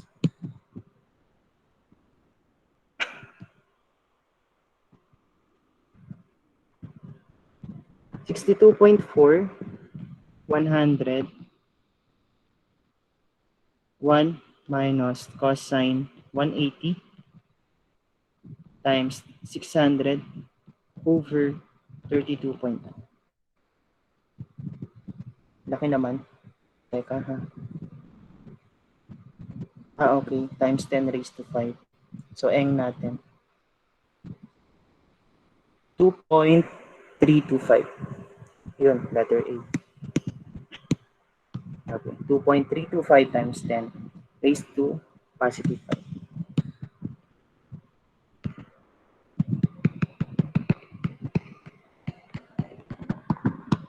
Pound force. Okay. So, yun na. Ang number 2. 14. So, next item. 15. Just ko may picture na naman. Okay, the number 15. Water is flowing at 50 meters per second through a 15 cm diameter pipe. The pipe makes 90-degree turn. What is the reaction on the water in the C direction at the bend?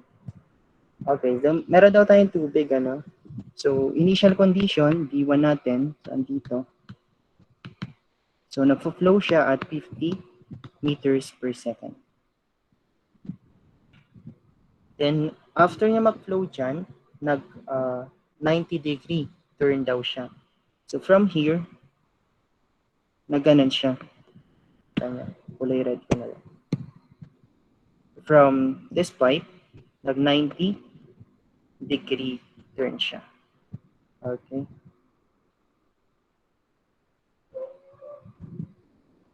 So therefore, yung diameter pala nito, D1 is 15 cm. Theta natin is 90 degree. Yan. So what is the reaction on the water in the C direction? Okay. So FC ang hinahanap.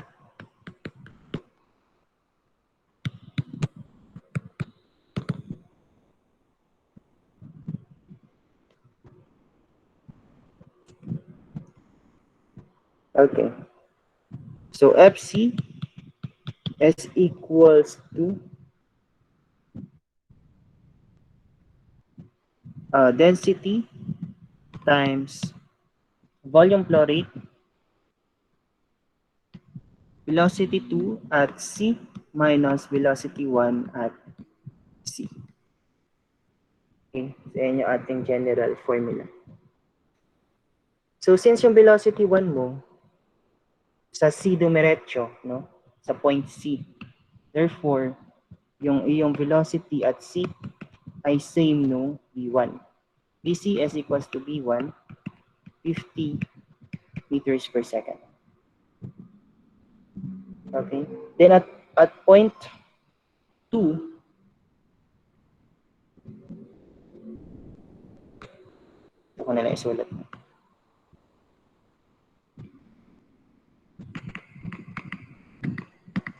FC. Okay. So velocity at C is 50 meters per second equal siya sa velocity at 1.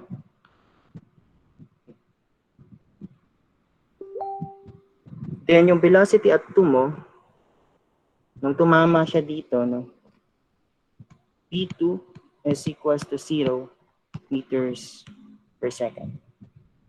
Okay. Okay, so check natin kung kayang isolve. So yung Q, pwede mo siyang i-write as area times velocity. So FC is equals to density times area ng jet times velocity ng jet P2C minus P1C. Okay. So si area, density, kaya kasi water naman siya. Area, may diameter ka, which is 15. Velocity ng jet, yan yung velocity 1 mo. Okay, 50 meters per second. Or equal din siya sa velocity ng C. So, kaya din yan. V2, 0, V1. Okay, direct sub lang to. Therefore, force at C is equals to 1,000 kilogram per cubic meters. Area mo is pi over 4.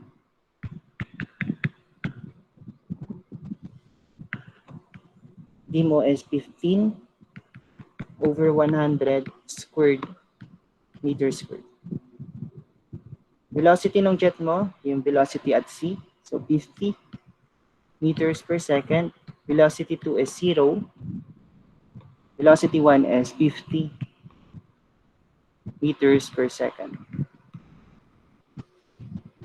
Okay. Cancellation of units.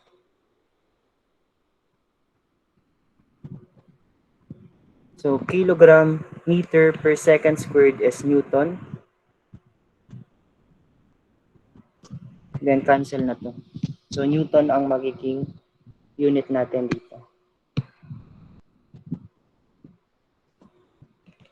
So 1,000 pi over 4, 15 over 100 squared, 50 times negative 50. Okay. Then i-divide natin ng 1,000 since choices natin is in terms of kilonewton. Minus 1,000. Minus. Shit. Ano yun? Bakit minus 1,000? Divide 1,000 dapat. Divide 1,000. 44.18. Therefore, FC, negative 44.18 kilonewton. So, letter A yung sagot natin. So, bakit negative ang sagot? Kasi, yung talsik niya, yung talsik ng water sa jet ay patalikod. Tama? Negative kasi sinulat din. Patalikod yung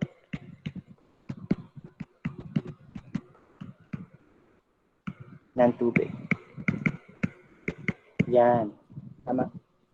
So, yan. So, letter A ang sagot. So, negative 44.18. Okay. So, number 16. Okay. Tapos na tayo dyan sa hydrodynamics pa yan. Nakakapulse. Next topic na tayo. Orifice naman tayo. Orifice is a small opening from which the liquid flows. Formula natin, volume flow rate at orifice is area prime times velocity prime. Area prime mo, yan yung actual mo na area. I-multiply mo yan sa CC. Okay? CC is coefficient of contraction. So kapag walang given na CC, automatic area actual is equals to area ideal.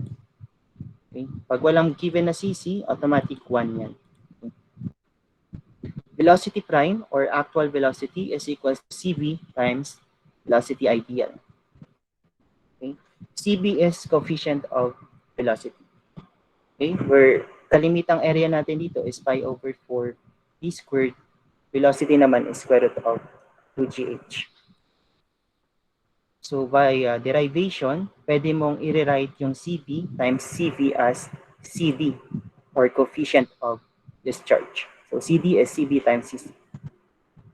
So therefore, Q prime, volume flow rate actual, is equals to CT, coefficient of discharge, times area times velocity. Okay? Then Mach number, na-discuss ko na to, no? Ito yung ratio ng speed of body to the speed of sound. So, ito yung pinaka-specific when it comes to Mach number. Yung binigay ko sa nacelles, 3 lang, no? Kapag specific yung tinatanong ito. Less than 0.8 subsonic, 0.8 greater than 0.8, less than 1.3 transonic, kapag equal to 1 yung Mach number, sonic, kapag greater than 1.3 but less than 5, subsonic, greater than 5 but less than 10, hypersonic, greater than 10 but less than 25, high supersonic, then yung Mach number na greater than 25, yan na yung re-entry speed na tinatawag. Okay? So sa elements, naka-invento ng, or yung Mach number pinangalan after Austrian physicist Ernst Mach. Velocity of sound, na-discuss ko na rin to, no? Pag sa gas, square root of ART. Okay? For liquid naman, hindi ko ata ito na-discuss dati, no? So kapag velocity ng sound in terms of liquid, formula natin is square root of E over density, or bulk modulus of elasticity divided by the density. So try natin sagutan number 16. Number 16, 2 tubes are mounted to the roof of a car. One tube points to the point of the car while the other points to the rear. The tubes are connected to a manometer filled with a fluid of specific gravity 0.62. When the height difference is 3 inches, what is the car's speed? Okay, so sa number 16, kunin natin yung given.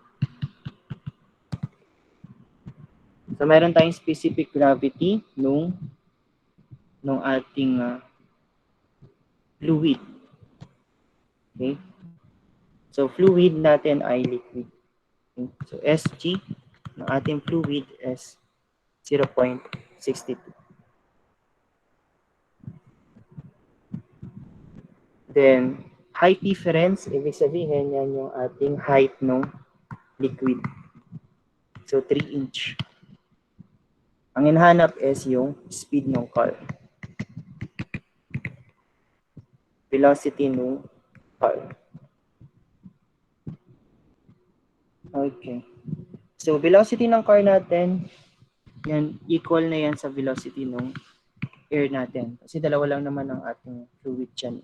Air tsaka liquid. Okay. So, since yung tube ng ating ng yung dalawang tube na to, 0.1 and 0.2, nandun siya nakamount sa roof ng car. Therefore, yung speed ng air, yan na yung consider natin as speed ng ating car. Yan yung hinahanap. Okay?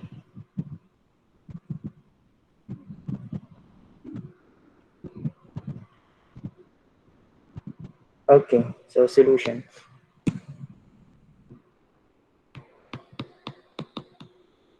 So, para ma-solve natin si velocity ng air, i-write natin siya in terms of dun sa Bernoulli's equation. Okay? Velocity ng air squared over 2g is equals to elevation head no ating air. Serve natin siya as equation number 1. So, elevation head ng ating air, wala.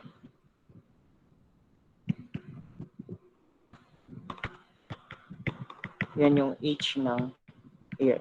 Okay? Sa ating fans and blowers. Velocity ng car, wala din. So, isolve muna natin si H ng air or elevation ng ating air. So, masasolve natin yan by equating air doon sa water. So, gamma ng air,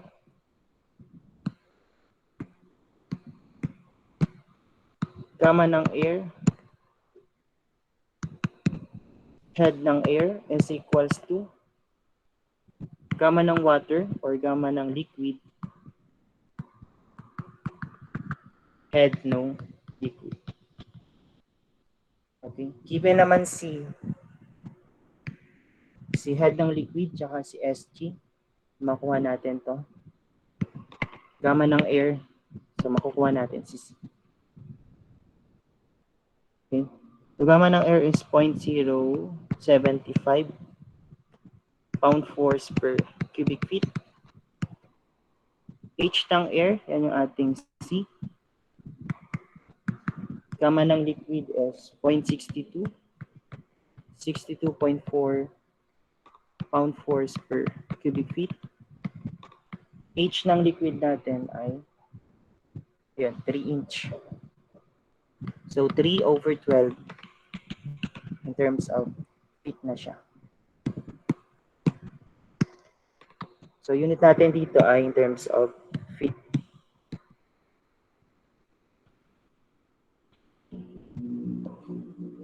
Okay. 0.62, 62.4, 3 over 12 divided by 0.075. So therefore, C ng ating air, elevation ng air is ilan to? 128.96 feet. Okay. So, nakuha na natin sa elevation, ang kukuha na natin si car speed or velocity ng air. So, velocity ng car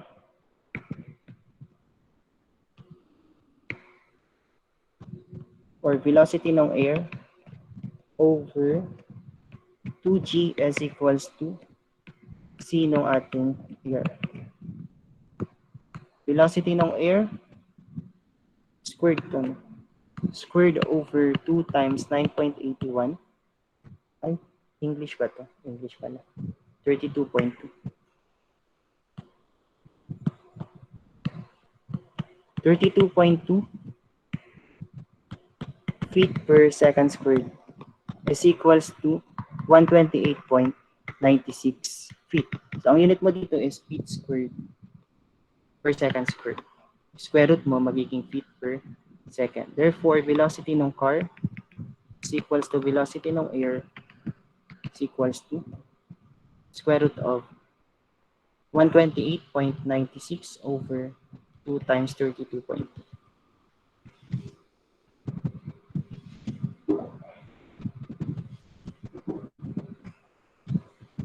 Ay, bakit ba dinivide? Multiply pala. 128.96 to 32.2. Yan, 91.132.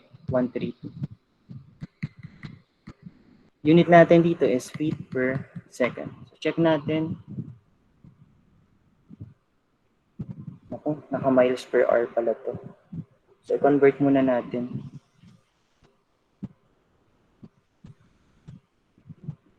Therefore, velocity ng car is equals to 91.132 feet per second. Convert na muna natin yung second to hour. So, 36 second, 1 hour. Yung feet sa mile, 1 mile is yung statute nung gagamitin natin, 5 to 80 feet. Yan. So, miles per hour na lang. Okay. Times 36 divide 5 to 80. So, 62.135 miles per hour.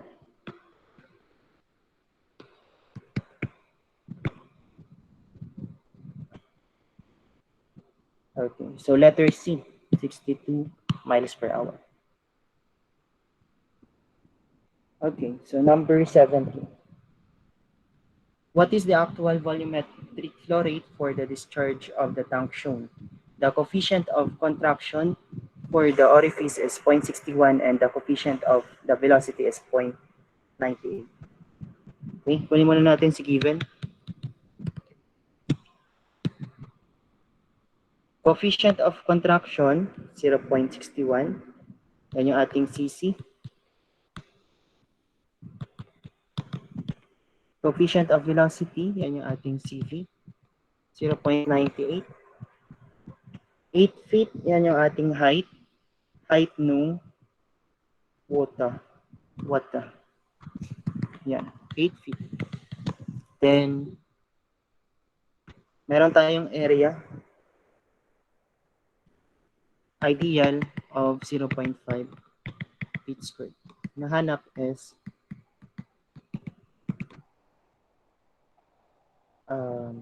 what is the actual volumetric flow rate? So, Q prime ang hinahanap. Okay? So, since meron tayong coefficient of contraction and velocity, sa orifice tayo mag-base na formula. Ito. So, Q prime is A prime times V prime. So, CC times CV times area times velocity.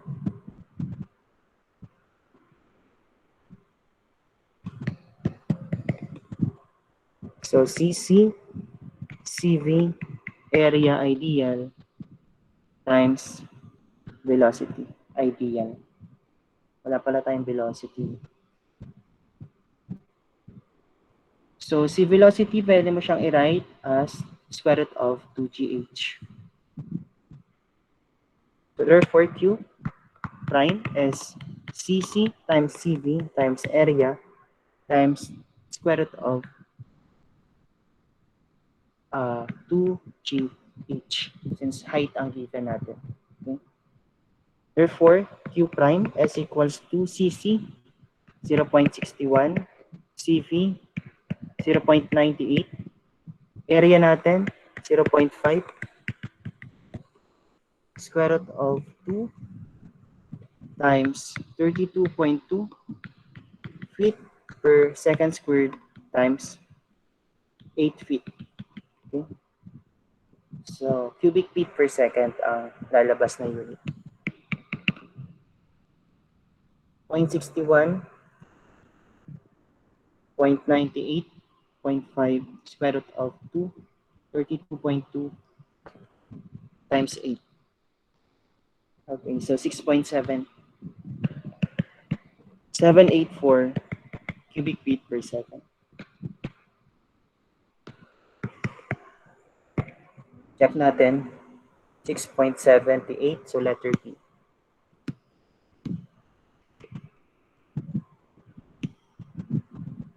Okay.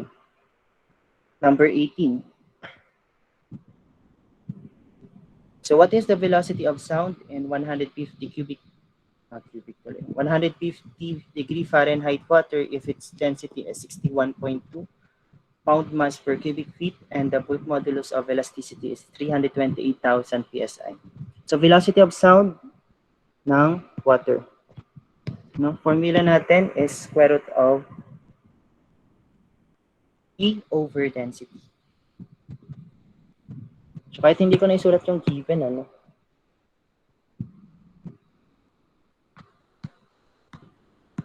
Square root of E over density.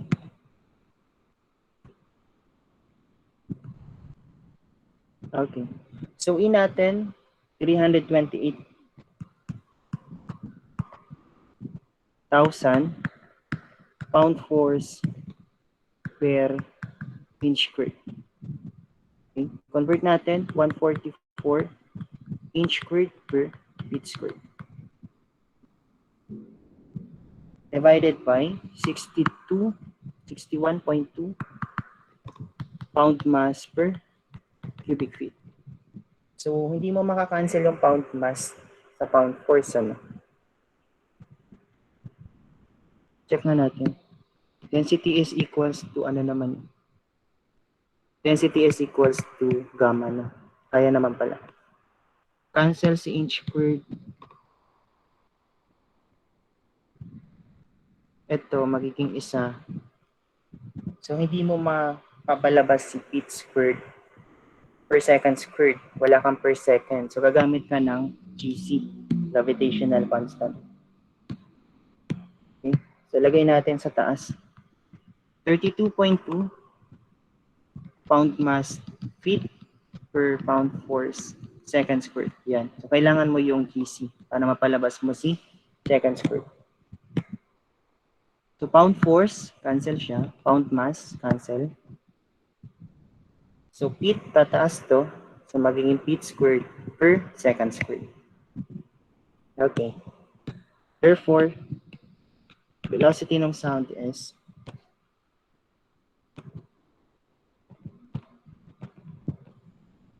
square root of 328, 144, 32.2 over 61.2. 4985.06 feet per second. Okay, so letter A yung sagot natin sa 18. Okay, so number 19, airflow past a 2-inch diameter sphere at 100 feet per second. What is the drag force experienced by the sphere given that it has a coefficient of drag? Bakit drag? Dapat. Yan. Of 0.5 and that the density of the air is 0.00234 slug per cubic feet. So number 19, under na siya ng drag force. No? So discuss ko lang ng mabilis ang drag force. So drag force, sometimes called air resistance, a type of friction or fluid resistance, is a force acting opposite to the relative motion of any object moving with respect to the surrounding fluid. Formula natin sa drag force is 1/2 times drag coefficient times density times area perpendicular. Bakit perpendicular? Kasi nga, Ito yung force acting opposite the relative motion of on any object moving. Okay? Kaya dapat yung i-consider mo dito is yung area perpendicular doon sa flow ng fluid times mean velocity squared. Okay, so try natin sa number 19. Okay. Kunin muna natin yung given. Okay. So meron tayong sphere diameter of 2 inch. Meron tayong mean velocity of 100 feet per second. Coefficient of drag, so Ct, 0.5. Density of air is 0.00234 slug per cubic feet. So ang hinahanap dito is the drag force. So Ft. Okay. Okay. So solution. Formula ng drag force is so 1/2 coefficient of drag times density times area perpendicular times mean velocity squared. CD meron naman, density given din, velocity given, kulang mo na lang is yung area. So i-drawing natin yung sphere para ma-determine natin kung ano yung area na perpendicular doon sa flow of air natin. So let's say ito yung sphere natin, Okay.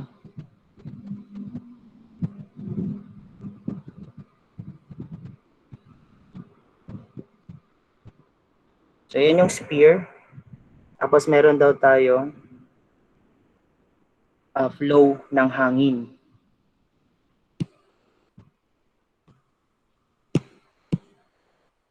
Na nag-a-act doon sa ating sphere. Yan. Yan. Air. Okay. Okay. So yung area na perpendicular doon sa flow ng air ay circle din. Tama? So area ng circle lang kailangan natin.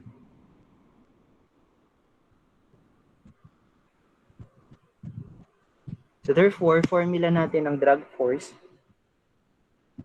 So area perpendicular is equals to area ng circle, pi over 4 d squared. Okay? Therefore, drag force is equals to 1/2 times CD times density times pi over 4 d squared velocity squared. Okay, so direct sub na natin.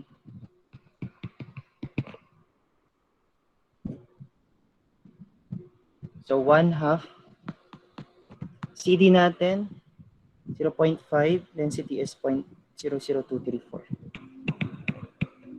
0.00234 slug per cubic feet. Pi over 4. Diameter natin, given ba? Ayun, 2 inch. Convert na natin into feet. So 2 over 12 squared feet squared. Velocity is 100 feet per second.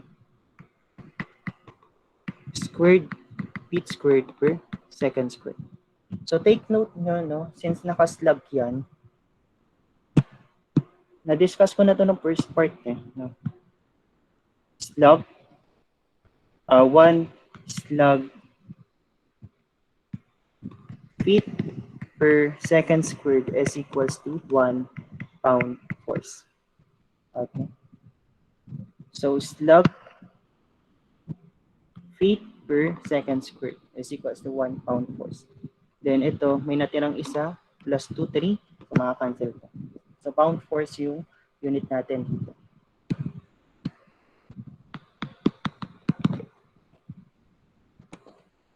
So 0.5 times 0.5, 0.00234, pi over 4, 2 over 12 squared times 100 squared. So therefore, drag force natin is 0.128 pound force.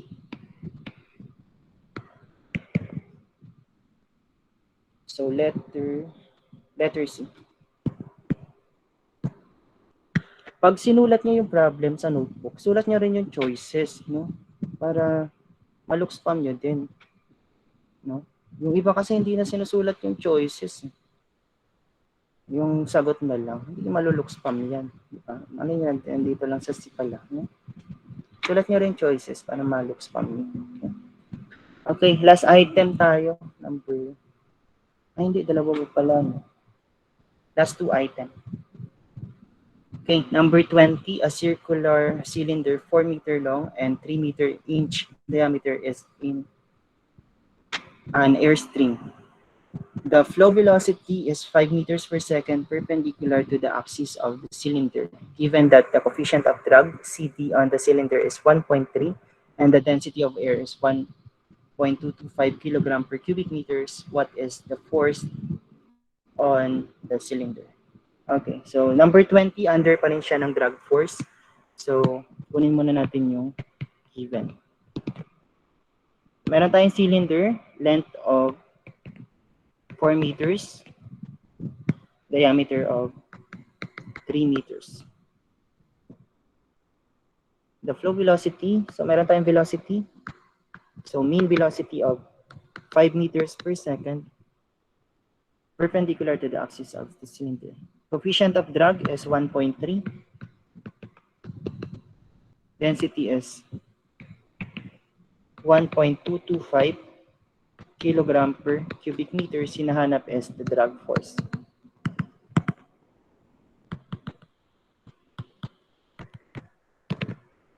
Okay.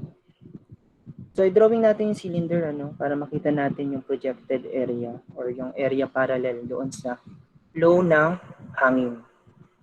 Okay. Formula ng drag force is 1/2 times CD times density area perpendicular P squared.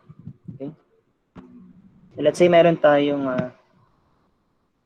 dito, yung figure, cylinder. Let's say meron tayong cylinder.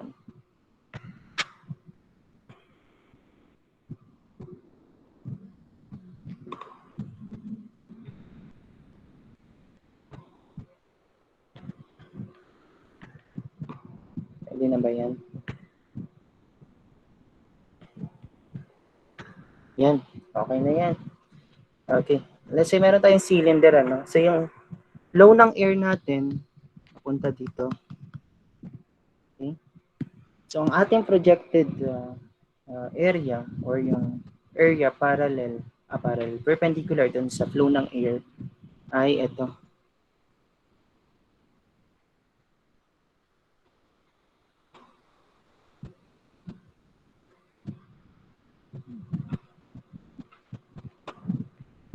Okay, so rectangle.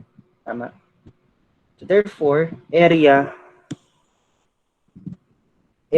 perpendicular is equals to length times diameter.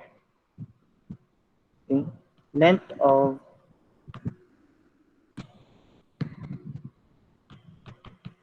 4 meters, meron tayong diameter of 3 meters. Okay.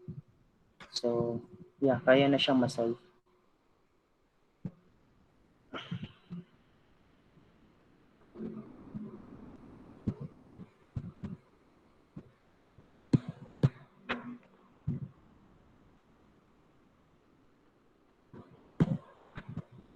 Okay.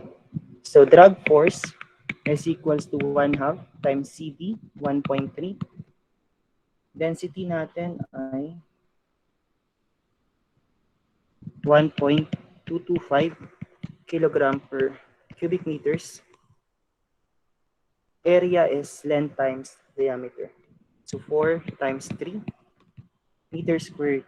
Velocity natin is 5 squared meters squared second squared. So ang lalabas mo dito ay Newton. So 1 kilonewton is 1,000 Newton. Kilogram meters per second squared.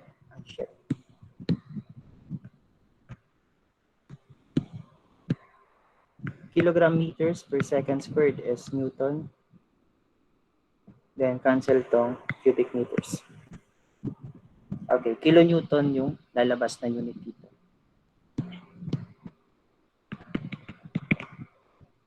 Okay, so 1/2 times 1.3, 1.225, 4 times 3, 5 squared. Okay, so 200, check nga, ay iba. Divide 1,000 pa po. Divide 1,000. Okay. So 0.234 kilo Newton. Okay. So letter C. Then yung last item, madali lang ba to? Last item kayo na magsagot, no? Ano lang to? Mach number. What is the Mach number of the aircraft? Mach number is equals to velocity ng object divided by velocity ng sound. Velocity ng object, ito siya.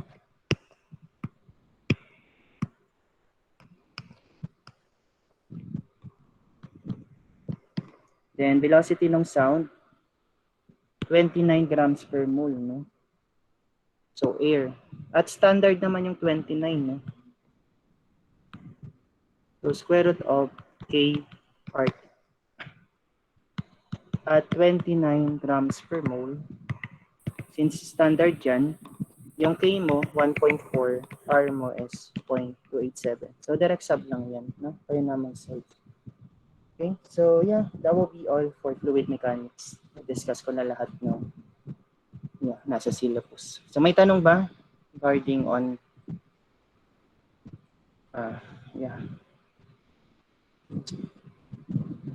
may tanong ba doon sa ating discussion for today? May question ba kayo? Questions or clarification?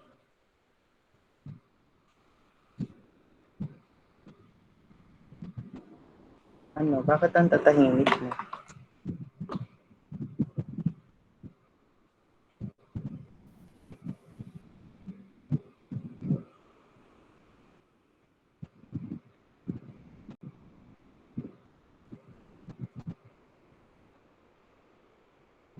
Ano na? Ano magsasalita? Tayo na parang bulto dito. Magsasalita. May tanong ba or naintindi?